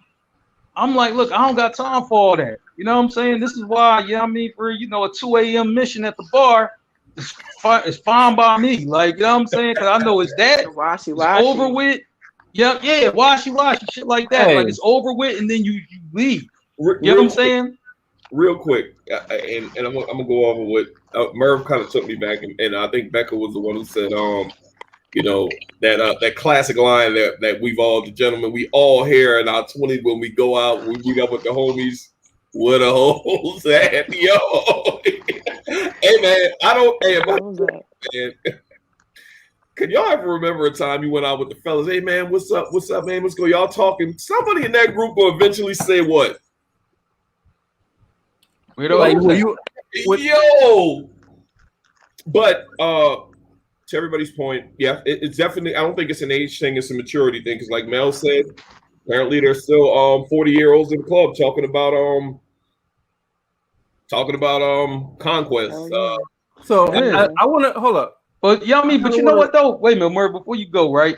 It's some boys, right, who really like they wanna, you know, relive, you know, whatever their glory years was, right? So yeah, I mean, they want to be able to tell that story. Yo, man, listen, man, back in 2004, you couldn't have told me nothing, boy. Like you know, like I'm just like, man, you know what I'm saying? I don't really got time. You know what I'm saying? Like, I don't got time to relive that shit. You know, the way I relive that shit is I see what my young boys doing, and I'm proud of them. Like, all right, I see you pimping out there, boy. I see you with that John when I was riding through. All right, cool. That's it. You know what I mean? And then, you know, I'm moving. You know what I'm saying? Real quick, Merv, to finish my point. Mel said she heard dudes in the club talking, man. I just get that take, especially if you're in our age bracket, even if you're single, man. Act like you've been there before, man. Like, why are you all? I mean, like when you score a touchdown and you celebrate and stuff like that, overly celebrate, act like you've been there before. So I mean, I didn't know that dudes were still doing that at our age. But then again, I'm not out there in the streets and I'm not in the club. Yeah, y'all think team women they gotta keep that moving. Would you say no? Y'all think women talk about the things that they do with other women? Man, men be dragging these women names through the mud sometimes. I mean, like, just to like what y'all think we talk about what we do to our homegirls or whatever the situation is. I have been, you know, like, and not me personally, but like I've heard stories with, like, you know, some of my homegirls where they've been out and, you know, somebody walks up and another dude is like, oh, you know, you mess with her. And, you know, Columbia's too small to not know who, you know, you name dropping and, you know, loud at a club, at a bar, and then stories get passed. But men talk about their conquest just as much as women do. You'd be surprised. Man, men be hating too. You know what I mean? On low, like, oh, yo, you talked to her? Oh, man, but I heard this. Like, Yeah, you know what I mean? that's Just because they don't stupid. want you to get it. You know what I'm saying? So they going to tell you what they heard. Man, shut the fuck up. You know what I'm Yeah. saying? I was like, yo, like, but boys really be doing that. You know what I mean? Real dirty Mac shit, man. Seriously. If they Haters. can't get it, Very they don't Men are want you bigger to haters get than women sometimes. it. Jeez, that They shit are. crazy. Merv, were you going to say something? No, go ahead. All right, so we ready to go on to the last part, and this is a real good one, in my opinion. Yes. Mm. The last one is like the grand finale. Here we go. Y'all got it? Do y'all got it? Everybody got it? Nah. The last thing. A lot of you hoes don't understand this because, like I say, you used to little boys. A grown man is not afraid of commitment. Don't mean he gonna commit to your ass. He's not afraid of commitment. He actually has standards when it comes to choosing a woman. I'm gonna let that sizzle in y'all spirit, like Country Wayne said. Just take a deep breath and receive that in. A grown man don't have no problem with commitment. But a grown man is not gonna commit to you just because you got a pussy hole. I'm gonna let that sizzle in your spirit. Mhm. A lot of y'all think because you got titties and ass and a pussy hole, you are now qualified for a man to commit to you. That's not how this shit works out here with grown men. Them little boys y'all be with, yeah, of course. Them niggas that y'all think real but really ain't real, yes, of course. Them niggas that feel like they value lie in how much money they got, yes, of course, that might fly. With a grown man, bro, you don't care nothing about none of that shit. You got to have certain shit going on, certain characteristics and qualifications that match up with what type of man he is for him to consider you as a commitment. A lot of grown men will get with y'all and treat y'all like nobody. I don't mean like dog you out, but I mean you will just get dated. Maybe he'll buy you some stuff, but he may not take your ass serious. He's not afraid of a commitment, but bitch, every female ain't supposed to be taken serious, just like every nigga ain't supposed to be taken serious. Y'all understand this, right? Do y'all understand this? A lot of Yes, y'all, ma'am. whether a nigga is right or wrong for not wanting to commit. A lot of y'all hoes ain't worth no commitment right now. You too broke. She said you too broken. For a grown man to consider you as a woman or a wife that he should take serious. Y'all understand what I'm explaining? And a lot of y'all, you have a problem with admitting your flaws to yourself, let alone somebody else. So you're going to believe that you're all right when you're not. You want somebody to accept you and you're motherfucking crazy when you know you ain't in no position to accept yourself, let alone somebody else accepting you. But can he work with me on So let me go. Merv, you definitely going last on this one. You got to go last on this motherfucker, man. You got to. Oh. I'm gonna need you to top this one off. You got something you absolutely got to say right now? Because I need you in particular to go last on this one. Are we good on that? You know I was gonna do that. Let me go to Becca first. Why me? That was a lot. That was a lot, man. That was heavy. I felt like I needed to take notes. That was a lot on the spirit, sis. What you mean? What you mean? I needed some notes. What you mean? Notes. Because I Merv, felt still like last. I'm gonna need you to bring this one home. I felt like there should be a collection plate passed around after number 5. Because I felt that in my shanana. Like I wanted to get up and dance. Dance all night. Like that's how I felt. I agree with her.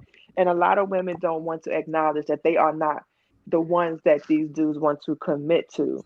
I've heard women say all men are dogs, but why are all the dogs on your porch, ma'am? Why you attract all the dogs? You mean to tell me you ain't never met no non-dog nigga in your life? I totally agree with her, and I've said it before, and I'll say it again. If I was a dude, I'd be a whole nigga in these streets, because some of these chicks are definitely not worthy of a commitment. I have heard women speak, and I'm like, I can see why your ass is single, ma'am. You're disgusting. I can absolutely see why no nigga would date you. If I was a dude, I would walk right past your ass, because you have no substance.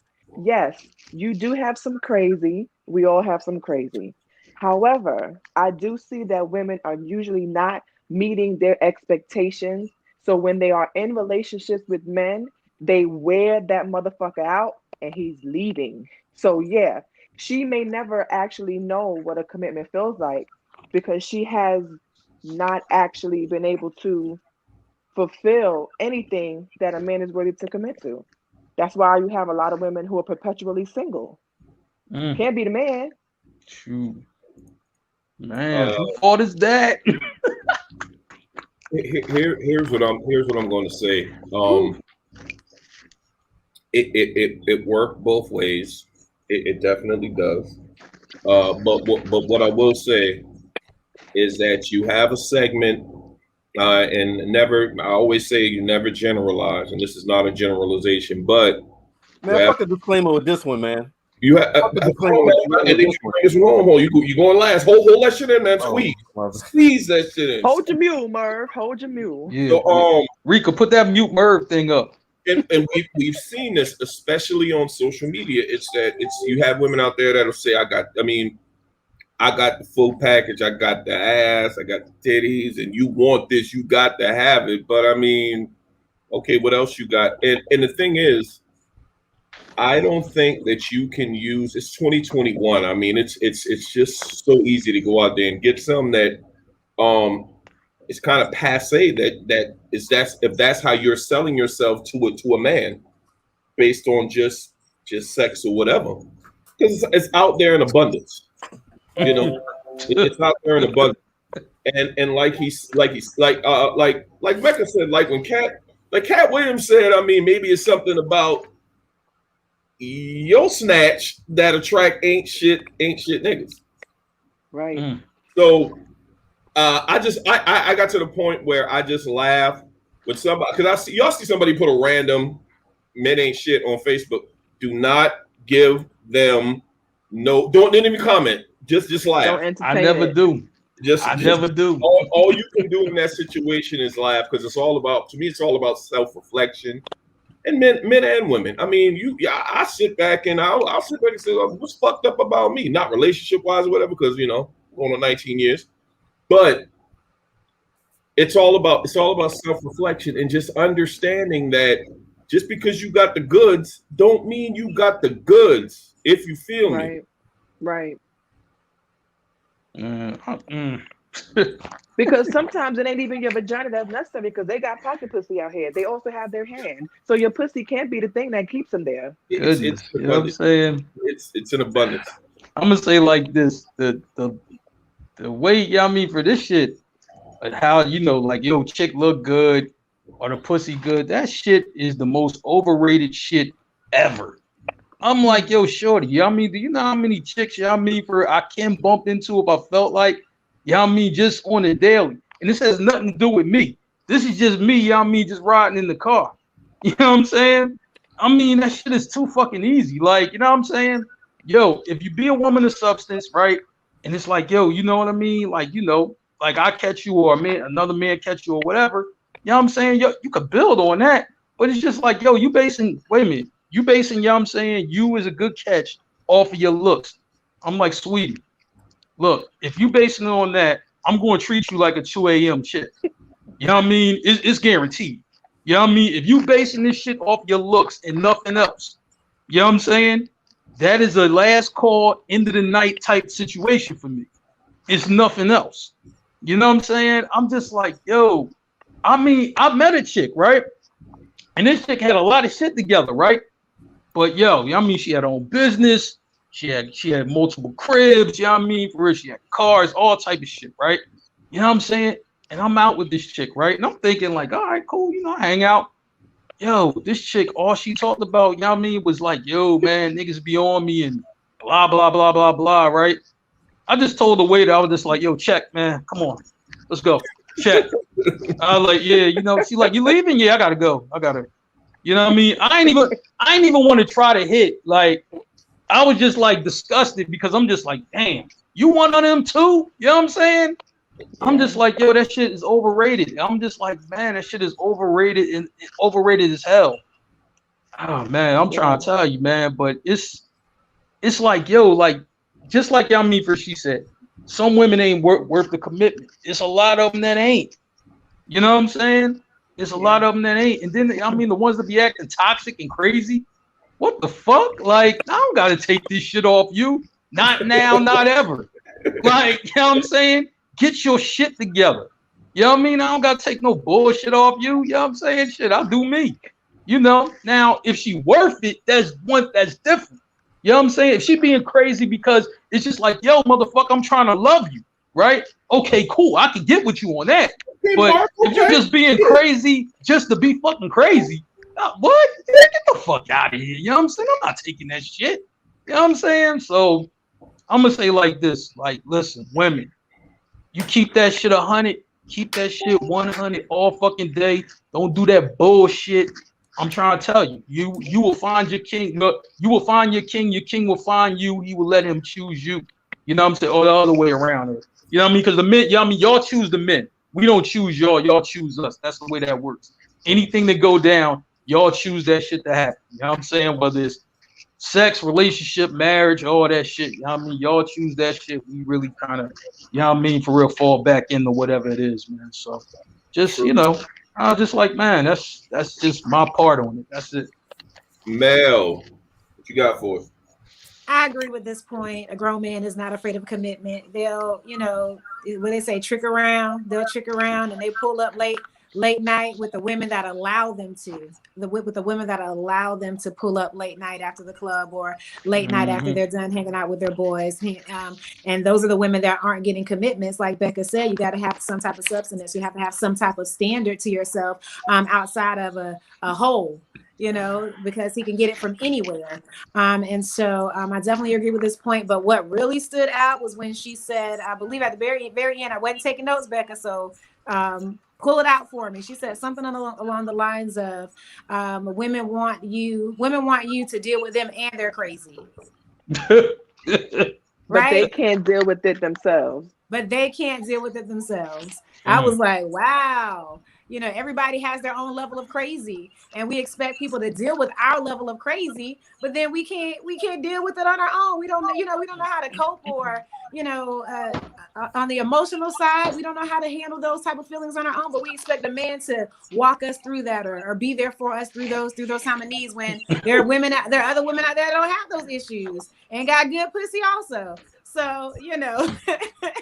A grown man is not afraid to commit. I absolutely agree with that. When he's ready, when a man is ready, he's ready. No questions asked. I know a man that will enjoy your evening. You enjoy your evening real quick. You come with that crazy shit. Yeah. I ain't gonna call. You know what, Merv, it's your turn. Yeah. Yo, and it's so funny, man, because. You see hey. You enjoy your evening. Hey, you enjoy your evening. Ain't nothing makes a motherfucker mad. Especially a woman when you ain't trying to argue back with her, bro. And you enjoy your evening. No, that I don't got almost time. hurts more than him even going back and forth. But he goes, "All right, now enjoy your evening." Yeah, that's where no, he'd be like, "Hey, you enjoy your evening." Click.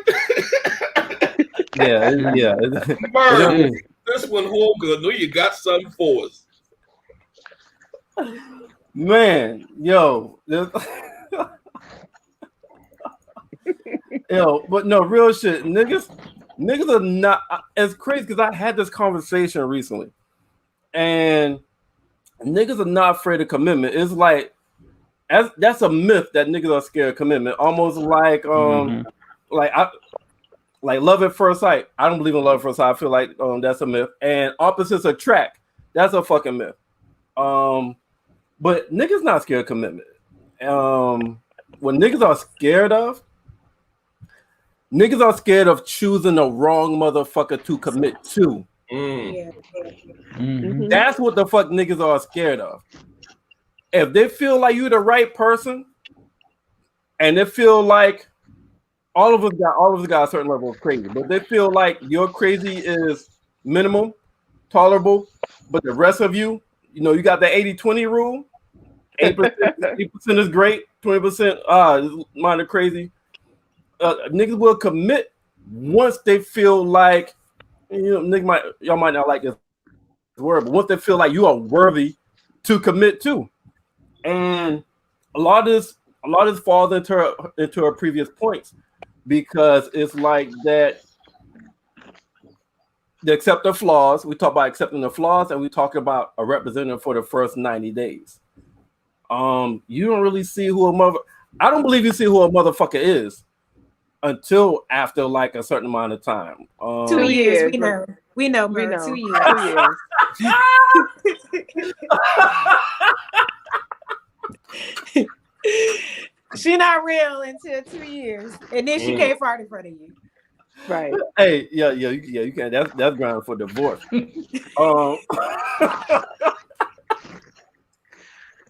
Fuck that. But no, real shit, because like everybody wants to be married. Everybody wants to be married. You know what I'm saying? Women wants to be married. They dream about the marriage. They dream about the wedding. They dream about Prince Charming. But every woman don't want to be a wife. Those are two different fucking things. Yep. You know what I'm saying? Like, am I committing to this marriage? Am I committing to this great wedding we about to have? Or am I committing to someone that's wifey material? Yep. So I don't pull the stacks. Yeah, it goes both ways. You gotta bring shit up as a husband. But right now we're talking about grown man. We're talking about grown man. The subject is grown man commitment. And so that's one. And I wrote some shit down because I had all shit in my head, but this nigga stacks when we go last and shit. So I was like, why shit I got the hand? Let me start writing this shit down. You should have known you was going last, bro. For this one. Mm-hmm. Oh shit. I can't read my own fucking handwriting. That sound like me. No, yeah, somebody said like, yeah, so yeah, titties, ass, and pussy, that's not gonna make a nigga commit. It's not. Hell no. I have had some of the greatest pussy in my lifetime, and I'm single right now. Like, I'm not married to them. Like, so, yo, you gotta have like Eddie Murphy said on Raw, you got pussy where the mountains roar and the stars align. But if your attitude is fucked up, nobody's gonna commit to you. You could be pretty as fuck on the outside, but if your inside is fucked up, nobody's going to commit to you. You could be cool. You could be like, yo, she's like hanging with my niggas. She could go around my niggas. But if me and you, when we by ourselves, we can't fucking get along, nobody's going to commit to you. Yep. So I think people know that, but people don't really know that.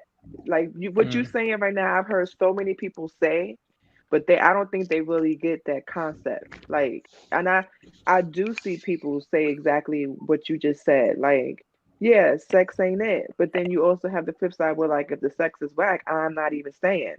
So it's like, which one do you want? Do you want someone that you could stand, or do you just want good sex for the rest of your life? And shoot, that's why you had the sex first, you know what I mean, and then figure the rest of the shit out after that. What movie is that? Mark? The Golden Hon Kurt Russell. Was that damn that Overboard when she have amnesia?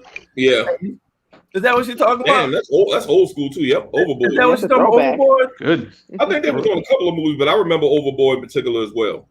Yeah, let us know what movie you're talking about so I can respond accordingly. Goldie Hawn. Oh, you are talking about Overboard. So are you I want motherfucker to catch amnesia and then mold her ass into what I want. I'm not sure. I'm not sure what you meant with that. And they still are together. Oh, they're together in real life. Yeah, they've been together for many, many years. Oh, my bad. They're not even legally married. They just been together forever. I immediately went to a movie. Okay. Yeah. Well, yeah. Okay, I get it. Yeah, everybody want to. I feel like all of us at some point want that fairy tale, that the white picket fence. But here's the thing. You got to earn that shit. Like you got to earn that shit. You got to work towards that shit, and you got to make sure that you're worthy of that shit. So all I'm saying is, I do agree. You do have some people. I got you now. I immediately went to the damn movie because I'm a movie buff. That's all I forgot to do. So my bad. I went to Overboard. I'm like, she talking about a movie right now. Real quick, Shay makes a very good point because we're not just talking about commit to marriage. We're talking about it being in a committed long-term relationship. So she makes a very good point. Mm-hmm. Gotcha. Okay. Yeah. So everything I'm Same saying, rules apply. Same rules apply. Yeah, Well, not that so what I'm Jada saying, and Will, yeah. not that Jada and Will Smith shit. Not that. not the entanglement. So I mentioned marriage, but just a commitment in general. Like you're not gonna cut everybody off just for even if it's just commitment for a girlfriend or commitment to one person. Like you still gotta bring some characteristics. And then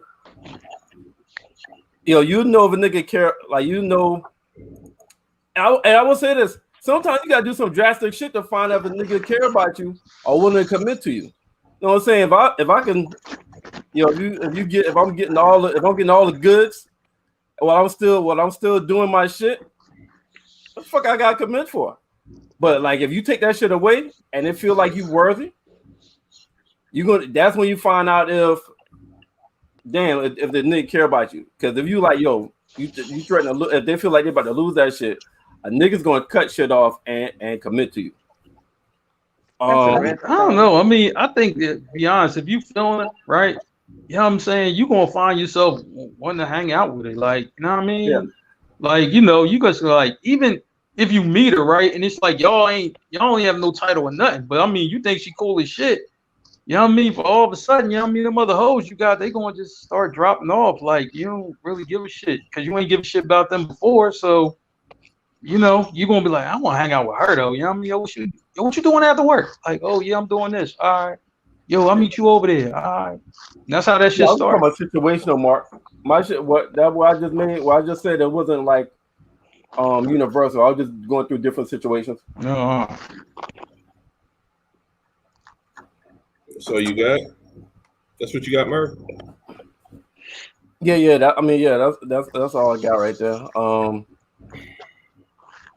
But you do have, so you do have the other shit because there is like, I think what Becca said, that when she made a comment, there's a lot of times the comments made that all niggas are dogs or whatnot. Just like you gotta be acceptance. Like if that person just might not want to commit to you. Like there was a post that this girl was in a relationship for 4 years, and a guy indirectly met a female through her indirectly, ended up dating her, and got engaged and married in 10 months. Damn. Sometimes you just not the one, and we all want to believe that we're the one. Sometimes you're just not the one. You just don't have the characteristics to make that person commit. But niggas are not afraid to commit. Niggas are really not afraid to commit. We're afraid to commit to the wrong person. That's why you got some niggas that got like the 6 months, the year, 18 months, or the 2 years. Right. Hey, if she got that snapper, it's gonna keep you around longer. Where you may have more chances to prove that you're the person to commit to, but it's just not that. If that's all you bring to the table, y'all just gonna have some great sex until he meets somebody that have good sex, good personality, introduce him to new shit, and makes him feel some kind of way toward her. So one thing you do, if you got great pussy, you just prolonging the inevitable. Because nigga ain't gonna commit because of pussy. He's not. Hell no. You just prolonging the inevitable. He's gonna fuck you longer. He's gonna stay around longer. Where you have more chances to prove yourself or to try to convince him. You know what I'm saying? Like especially not in a relationship, ain't that better pussy than new pussy. What are we like? From my understanding, based off of this whole podcast tonight, you can't convince a man to do shit. He either gonna do it or he's not. So what are we trying to convince him to do? I think a lot of it is distinguishing between. I think she's really speaking to the fact of distinguishing between a grown man and a little boy, like a man that's not on his grown man shit. I think it's more so that it's not. I don't think it's a case where you can't get a man to do this. I think it's a case where, he is. If he's grown, he handles these things. If he's grown, he don't need your help with every little thing. He don't need your help with basics, things of that nature. He doesn't need to clout chase as far as Are you doing are you still talking about a commitment, or are you going back to the old No, shit? he just going through all He's the doing points, an like, you know what I mean, overview of what it of is, like an overview. Yeah. Yeah, because Mel said it seems like with the pause, it seems like men, can't do shit or whatever. I don't think he said it like that, but you know what I mean. No, she said can't convince him that you can't convince a nigga to do anything. No, I don't think it's so much convinced. I think it's more. It's more like like normal shit. A grown man just gonna be able to handle it. Like, you know what I'm saying? Like, he ain't gonna need no help with none of that shit. You know what I'm saying? He got it, right? But I think, like if he got that and it's just like, all right, well, look, I can't help him with that. And a real woman, you know what I mean? Like, man, she probably like, I don't even want to help him with that. Hopefully he got that shit together. You know what I mean? Shoot. So then, you know what I mean? We can get down to me and him and we could ride out. You know what I mean? For like, if I'm feeling him, he's feeling me in that way. You know what I'm saying? Like, if you got to go through all this other bullshit, you know what I mean? That's what she was talking about when you got them, them fuck boys or whatever. Like, you got to go through a whole bunch of shit to get to the level you want. Like, that's a lot of time. Like, you know what I'm saying? I don't know if you got all that type of time, sis, but some females do. They gonna fuck with them fuck boys because they want to control them. You know what I'm saying? Because they can't do that with no grown man. So, you know what I mean? Gotta fuck with them bulls. I was staying consistent with what I was saying all night. She's saying grown man, and I kind of feel like what Tina said. I've been using age, but we saying the same thing, but we're using different terminology. As far as like age or maturation. So someone in the 20s, y'all want to use maturation if you want, that's fine. But someone in their 20s, you may commit. You may have different reasons why you commit when you're in your 20s. You know what I'm saying? If you're in your 20s, you might commit to some great pussy. But like when you deal with life experience and you get a lot older after dealing with shit, after dealing with a lot of dealing with different women, different personalities, different situations, especially if you feel like you chose the wrong person before. The body is going to be the looks, the face, the social, the shallow shit that may have an effect on you and what you want to commit to. It changes when you become older and we deal with life. You know what I'm saying? Like when I was young, I want a 10. I want a bag. I want a trophy. I want a trophy wife. I want somebody, pussy good, hip, titties, and they look good as fuck. You know what I'm saying? When I got older, I dealt with some bullshit and be like, everything that glitter ain't gold. when I really understood the fuck that meant, that everything glitter ain't gold, I take a 6.5 or 7 that has a fucking great personality, gives me peace, be a great mother, will help me in my businesses, and introduce me to new shit, and we can have a great fucking time for the rest of our fucking life. Someone I won't fall in love or love someone like that. Okay. Mm-hmm. Shit. As opposed to you asked me that same question when I'm like 25 is different. I want that WAP or that WAP. You know what I'm saying? I want someone to have a face where when my niggas see me, I walk in a spot, be like, yo, who the fuck is that on that nigga arm?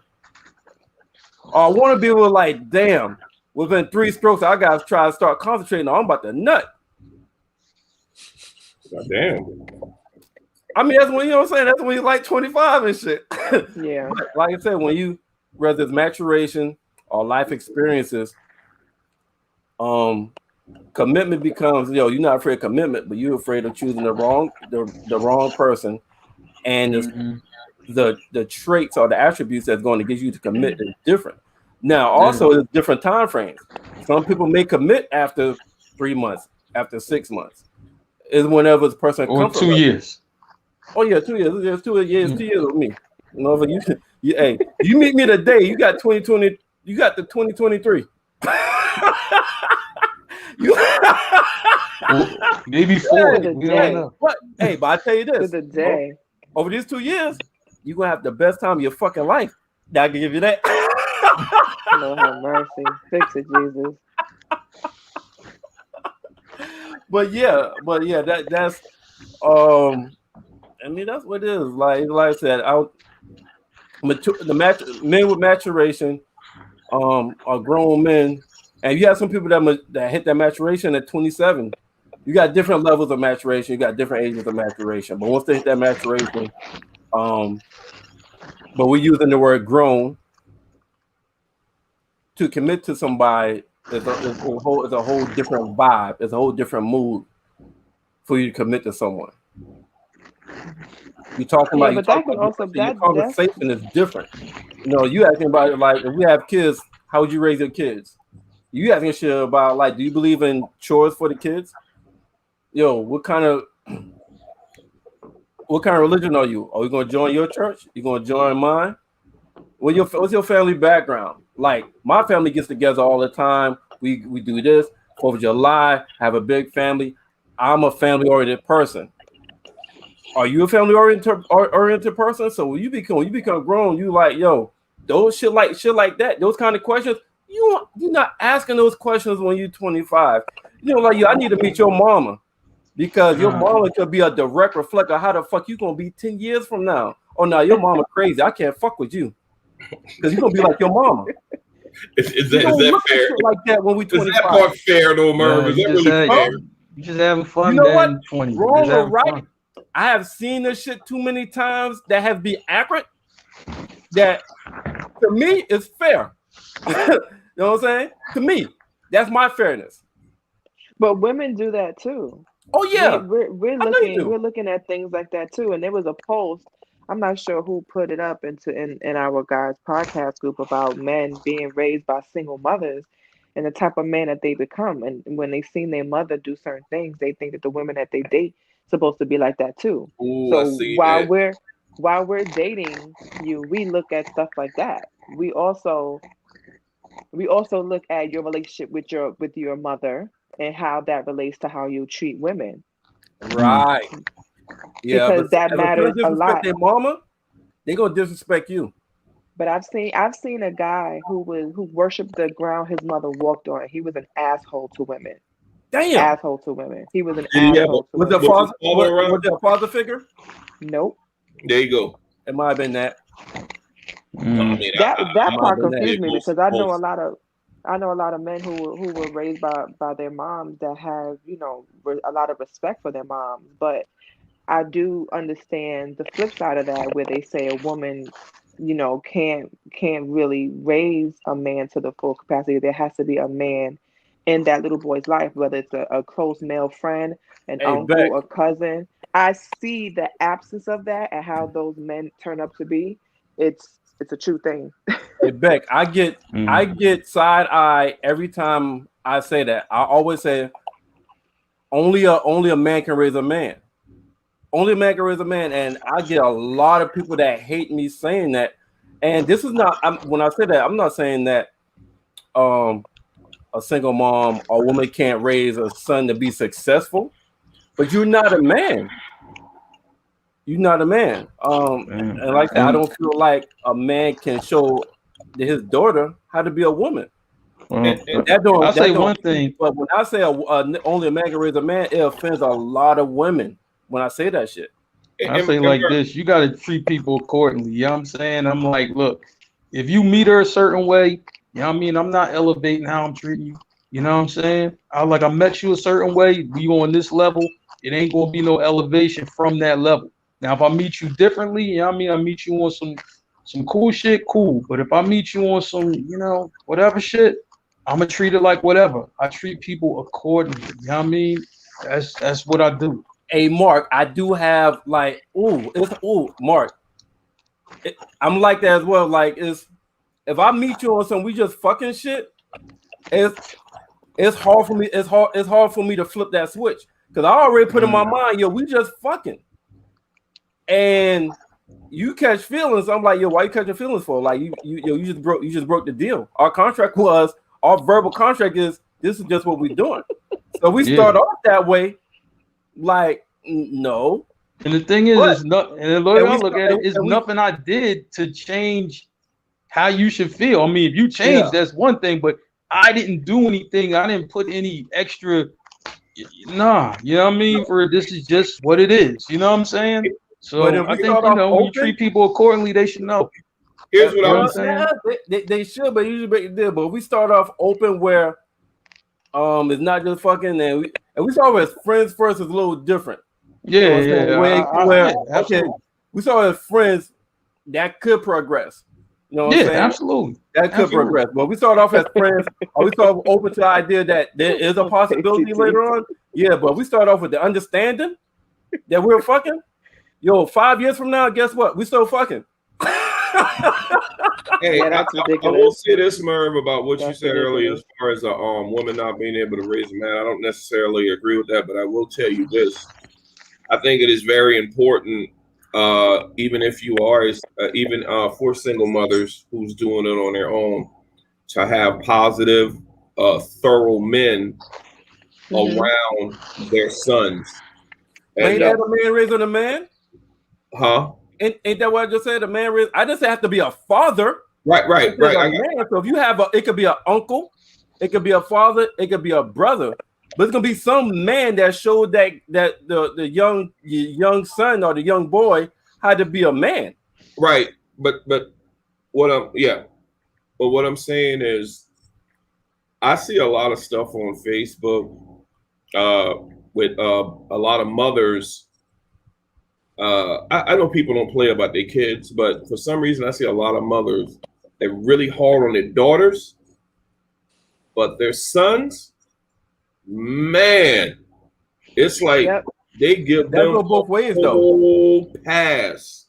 That go both ways. That's why it's important to have. It's so important to have both parents involved. You don't have to be married to be involved because you got a daddy's girl. Usually the daughter's able to get over the dad, but the daughter ain't getting shit over that mama. The son is usually able to get over on the mom. But the son ain't getting shit over the dad. That's why it's so important to have good co-parenting because you need both. You need that male, you need that dad figure, you need that mom figure, whether it's a daughter or a son, to become balanced as you get older. You see what I'm saying? I get what you're saying, but here's what I'm saying. More often than not, you will have a woman that has a son, right? She's a single mother, and she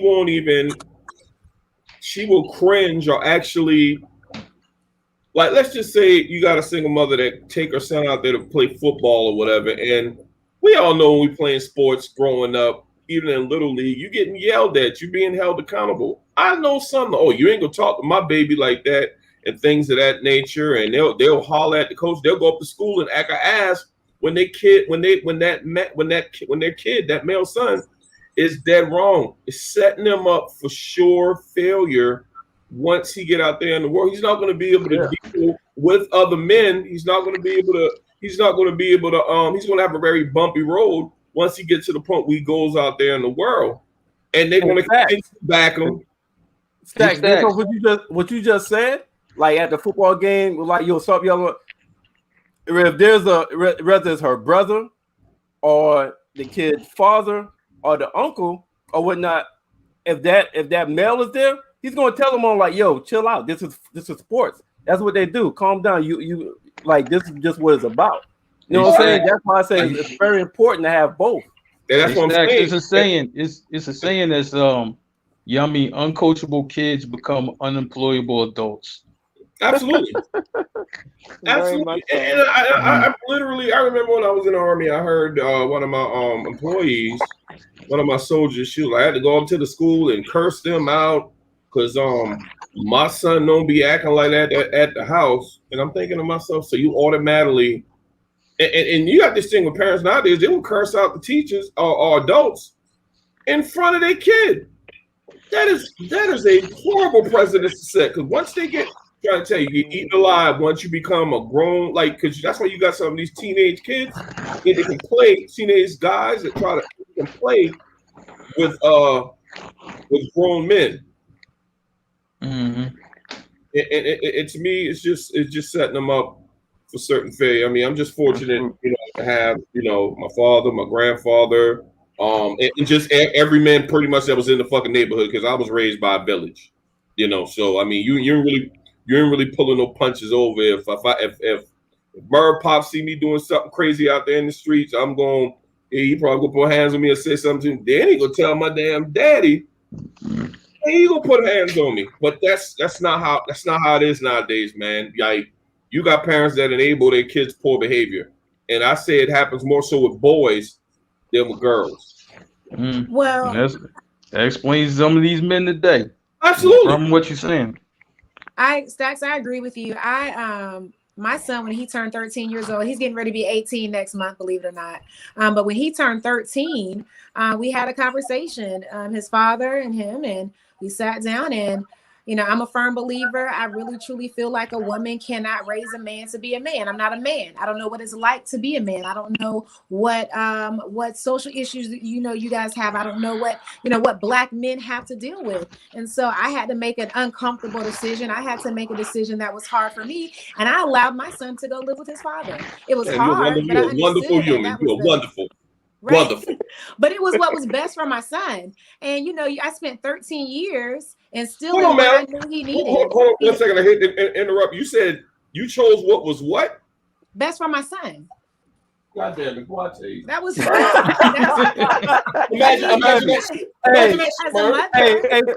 Hey, Stack, we need to pay for her meal this Friday night and turn her a bottle. We don't hear that comment too many times from mothers. We don't hear that too many times in that kind of situation from mothers. What's the cash app? And let me tell you, it's hard. It's hard for a woman who had a child, who raised this child, who instilled the morals and values that they were taught. It is hard to then one day say, what is the age? Like, when do you say, okay, it's time for your father to take over and raise you? That is hard. That is hard to deal with. And that it comes with, we talk about maturity. It comes a level of maturity. It comes with, you want to break those generational curses. You want your children to be better than you were. And in order to do that, you have to make those uncomfortable decisions. And I can honestly say that is a very hard decision to do, to allow your child to go and live with their father, even though you know that is their father and there's no harm that's going to come to them. As a mother, you want to hold on to your child. You want to protect your child. You want to be able to raise them. And it's hard to understand that at some point in time, he's got to learn how to be a man, and you can't teach him that. Fury Styles will be real proud right now. So Mel, the whole time you was talking, I was thinking about Boys in the Hood and Sharika posted it, man. God damn it, bro. You're a wonderful American. So let me give you an example, right? So I used to date somebody that had kids, and her son would go to sleep in a long ass shirt that comes down like to the knees, kind of thing. It was like her shirt, but it was like just a big ass shirt. And that, her suggestion, like, that's because that's how the fuck she used to sleep. And also one time, like his hair used to be like very like knickknacks, like he was hard to manage. Kevin Durant, like Kevin Durant.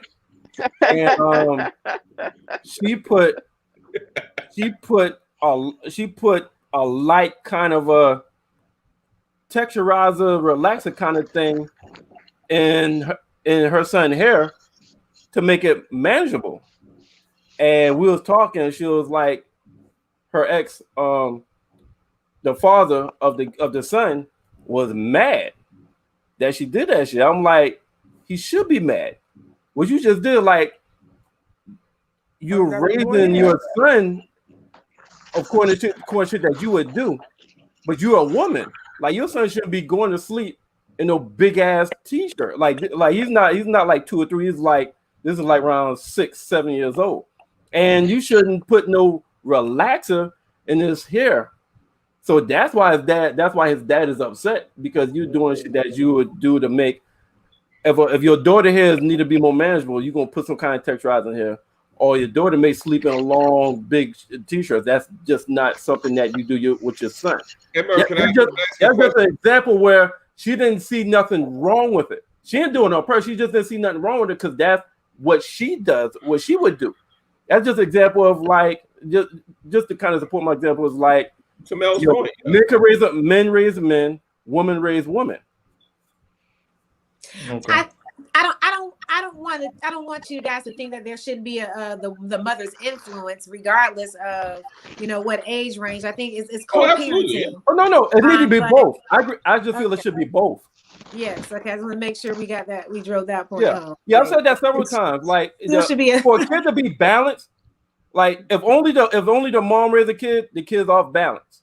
If only the dad raised a kid, the kid's off balance. For a kid to be very well balanced, you need to figure out with a co-parent where you have the influence from the dad, influence from the mom, and they will grow up to be on balance. And listen, people, I'm not saying that your kid will not be successful. I'm not saying he won't go over to be a CEO of a company. I'm not saying that, because there's gonna be some people that try to dissect this shit and just only look at the negative from the negative point. All I'm saying is, balance-wise,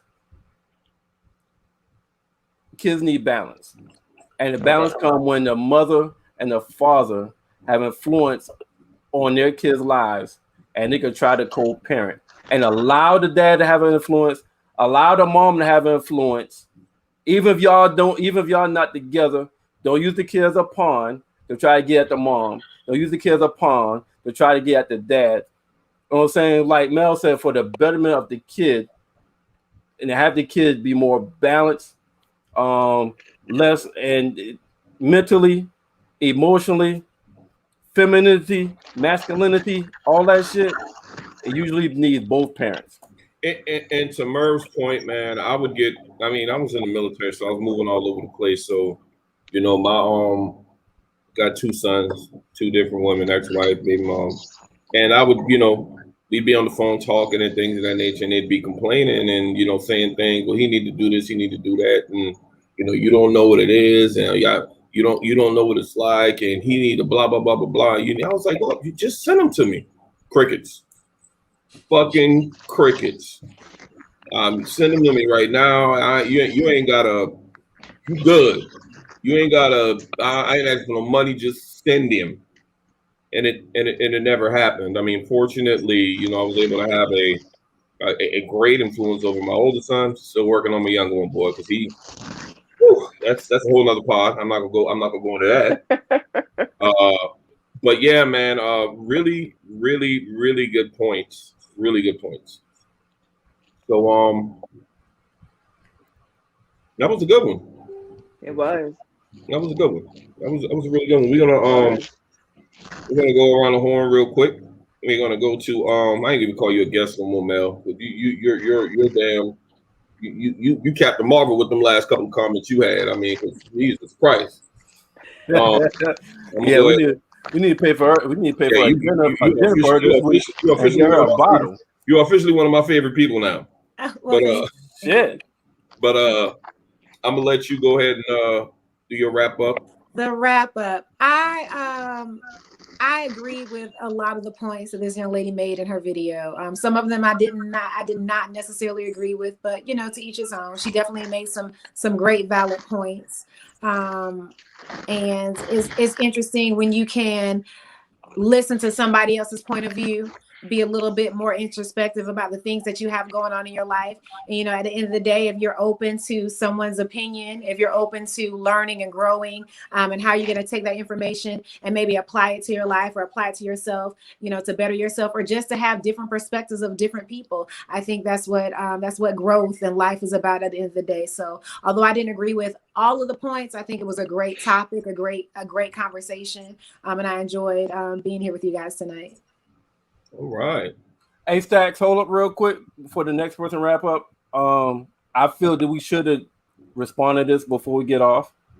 I think this is a great question. So let's respond and then finish the wrap up. She asked, but what do you do if the father isn't in their life? Can I go first on this one? And then I'd like to go also. Yeah, I would say I think I might have alluded to it earlier.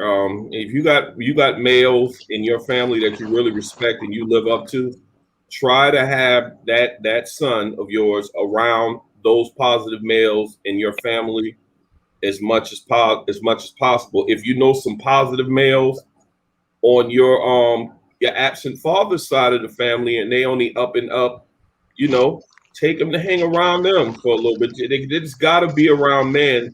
Man, there's got to be around men, seeing men do grown men shit. Grown men shit. That's the only. I mean, I know it's tough.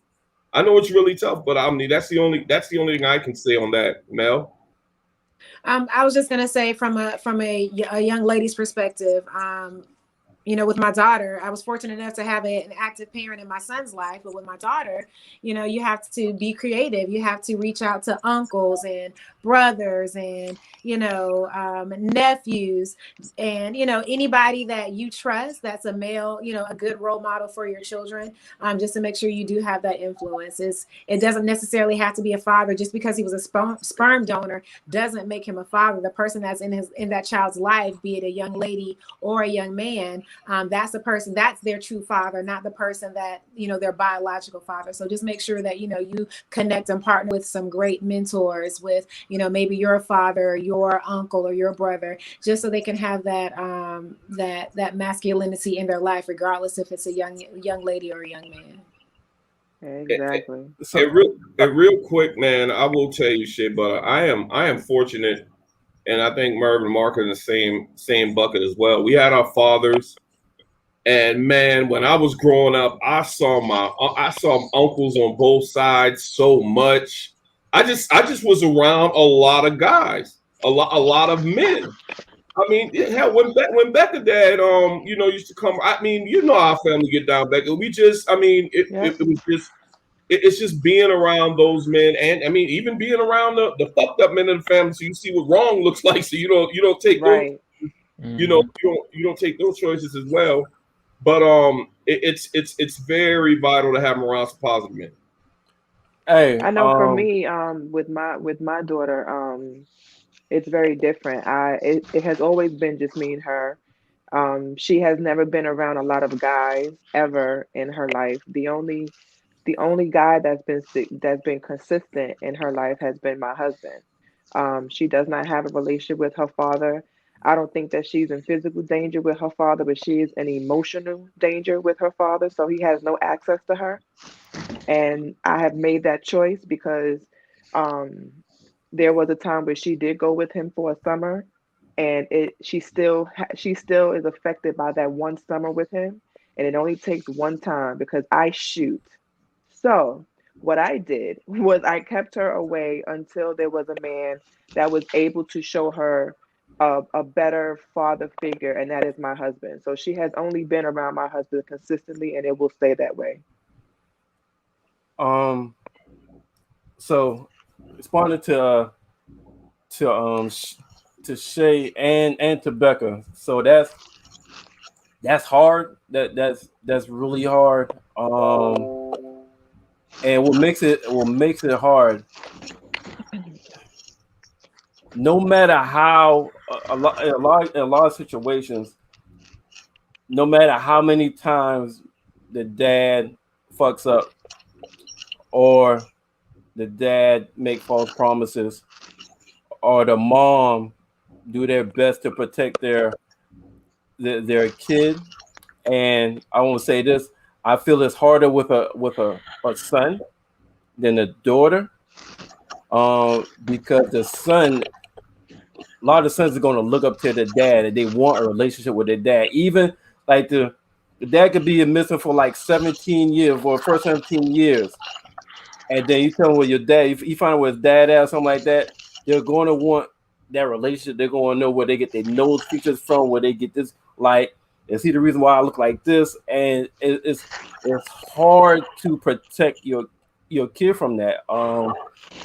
Jay-Z said something in one of his songs talking about how his mother, my mother used to beat me, but it could never replace the feeling of me not having my father there. Like, those beatings, none of those beatings did shit to me. It wasn't worse than the feeling of where's my father at. So Shay, that's a hard one. So let me say that first and upmost, up front. But like Stack said, like a lot of people alluded to, you got to do the best you can to try to have a positive male figure there. And like Stack said, fortunately, my dad was in my life the whole time. But I'm gonna tell you this: my brother had more influence on me than my dad. So you got if he had, I'm the youngest, so my brother was like 15 and 16 years older than me. But so if you got a older male figure that they could be around on a regular, that shows them or influence them, somebody they look up to, that's probably the best thing to do if the father's not there. But somebody that they can't connect with in some kind of way, not somebody you forced on them, but somebody they already look up to naturally, whether it's their uncle, if they got like an older brother, somebody of a male figure that you can look up to. Because my brother played professional football. I played college football. I played football because my brother pledged Kappa. I pledged Kappa. My brother got a lot clearing business. I started a landscaping business. I'm like, more influence on me has come from my brother than actually my dad. So yes, if you got, like I saw the post say you got a lot of great brothers. So try to have, especially if it's a son, have them around as much positive male family members as possible that they enjoy being around and is a positive role model that's going to have their best interests in heart. That's the best thing that I can respond to that with. All right. Now the wrap up. What did we Mel gave a wrap up, right? Yeah, Mel gave her. Damn, StreamYard is messing up. So let's go to Becca. Wrap up. I also agree with a lot of what she said. I think sometimes we don't give men enough credit to be able to choose correctly. I think that sometimes a lot of women do want to have somewhat of a control over whatever is happening at the moment. But I do feel like, as far as what a real man and a grown man, what they do, in order for you to be able to have that kind of man in your life, you also have to be a grown woman. So it's not just about how capable the man is. The woman, in order for even to have access to that kind of man, has to be capable herself. So a lot of the times, instead of us writing down how a real man and a real grown man should be, we need to make sure that we are grown and real women as well. Right. Mark? Yo, I'm gonna say like this. Number one, I was just like, look, ladies, and don't put too much stock into like bullshit, like appearances and all that shit. I mean, because we don't really give a fuck. Like, at the end of the day, you know what I'm saying? I mean, man, you could look fucking fantastic. You ain't gonna really give a fuck about that. But I'm just like, man, if you trying to love us, you trying to, make sure we good, shit like that. You know what I'm saying? I mean, as a grown man, he already handling business, you know what I'm saying? But I'm like, yo, you add value, you know what I'm saying, to his life, to his situation, showing him, you know what I'm saying, like, man, it's an even better way to being than what you currently are. That's the woman right there. Be that woman, you know what I'm saying? And know the difference between a grown man and a fuck boy. If any little fuck boy shit even happens on your watch, even a little bit, get rid of him. You know what I'm saying? Because trust me, there's more to come. You know what I mean? If something don't sit right, like, and that was some dumbass shit he did. Trust me, it's more dumbass shit to come. you know. So you got to notice it, you know what I mean, quickly, and then move on. Because I'm just like, man, look, I ain't wasting my time. My time valuable. So as a woman, you know what I mean, you got to look at how valuable your time is and see if that man is worth that time. If he is, you know what I mean, not to say he ain't gonna have his flaws, not to say he ain't gonna have his failures, you know what I'm saying, anything like that. But you know what I mean, he's a man and he gonna deal with shit like a man. That's the type of guy you can work with. But I'm just like, man, if you doing some bullshit, I like that. man, shoot, just get rid of him, because that's just, you know what I mean, going down a road that you don't even want to go down. You be like, damn, I done wasted, you know what I mean, for real, months or years, and for what? You know what I'm saying? So don't go down that road, ladies. Don't go down that road. All right, Mark, you want me to go ahead and go? You go, and then I'll close this out. No, I'll go ahead. Then you can say your piece and then close us out. All right, bet. Yo, this great conversation tonight, and one of the things that I got from everything tonight is for men and women, yo, make sure you can honestly, non-objectively, no, hold up, not biased, but objectively look in the mirror and assess your whole situation. Assess yourself, and your whole situation, and do a real evaluation, and ask yourself: is everything that you are asking, are you providing in return? And that's for men. That's for men and women. I know we talked about grown men, but you know, it's grown men, grown women, or mature men, mature women. You need to be honest with yourself, and whatever you came up with, if you was honest, accept it, and then learn how to deal with it, and then make corrections or better choices from there going forward. And that's on both parties. That's the main thing I got from that. From everything that we talked about today. Like, both men and women need to be honest with themselves, honest about the situation, evaluate the situation, evaluate yourself, and then move accordingly to what you have, to what you figured out. And you know, if you're unsure, ask somebody that will be real with you, that you trust. Then when you get there, the evaluation, reevaluate yourself again, and then move accordingly. All right, and tonight we went over a lot. Really good video, really good topic. You know, we had a really great discussion points, and I think we'll come to the conclusion that, you know, we have grown men out there, we have little boys out there, and we have women out there who think they got a grown man, but at the end of the day, they have a little boy. As Merv said, we all, on both sides, men and women, have to do self-assessment. And it's okay to have flaws. We all have them, but you got to look at it from a standpoint of, with your flaws, will you find that mate that is willing to deal with your imperfections? Are you willing to work on yourself so you can find that mate that you are looking for? Because please believe me, you might know what you want, and you know the perfect person that you want, but you got to ask yourself, are you ready? Are you worthy of what you're looking for at the end of the day? And that's my final take on that. You know, with that being said, a great week, another great week of pods. I believe Sunday, I think Tina and Tazon will be coming back to you guys. But it's been a great week. You know, we did the vibes on Monday, the Merv Stack show last night, and the pod once again tonight, main pod. Shout out to Sean.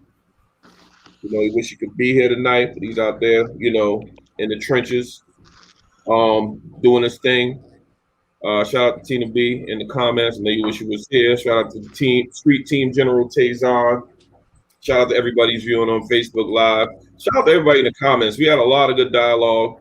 And it's great. It's great when we can reach people out there, and they can take some of these things from us and apply it. We love it. Shout out Facebook Live. Shout out YouTube. Shout out to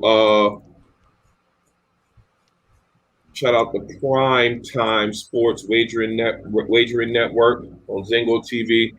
Shout out to our loyal viewers out there at 1 Mile High Radio. Shout out to our partners that's in the background, continuing to support us. Shout out to Blast Music, by the way. Shout out to them. We got some more interviews coming up with some folks that's that's holding that Blast Music flag down. Great pod, guys. Be safe out there. That Rona's still out there. Be safe. Have fun. And that's a wrap, y'all. Be easy. All right. Peace, y'all. Peace. One.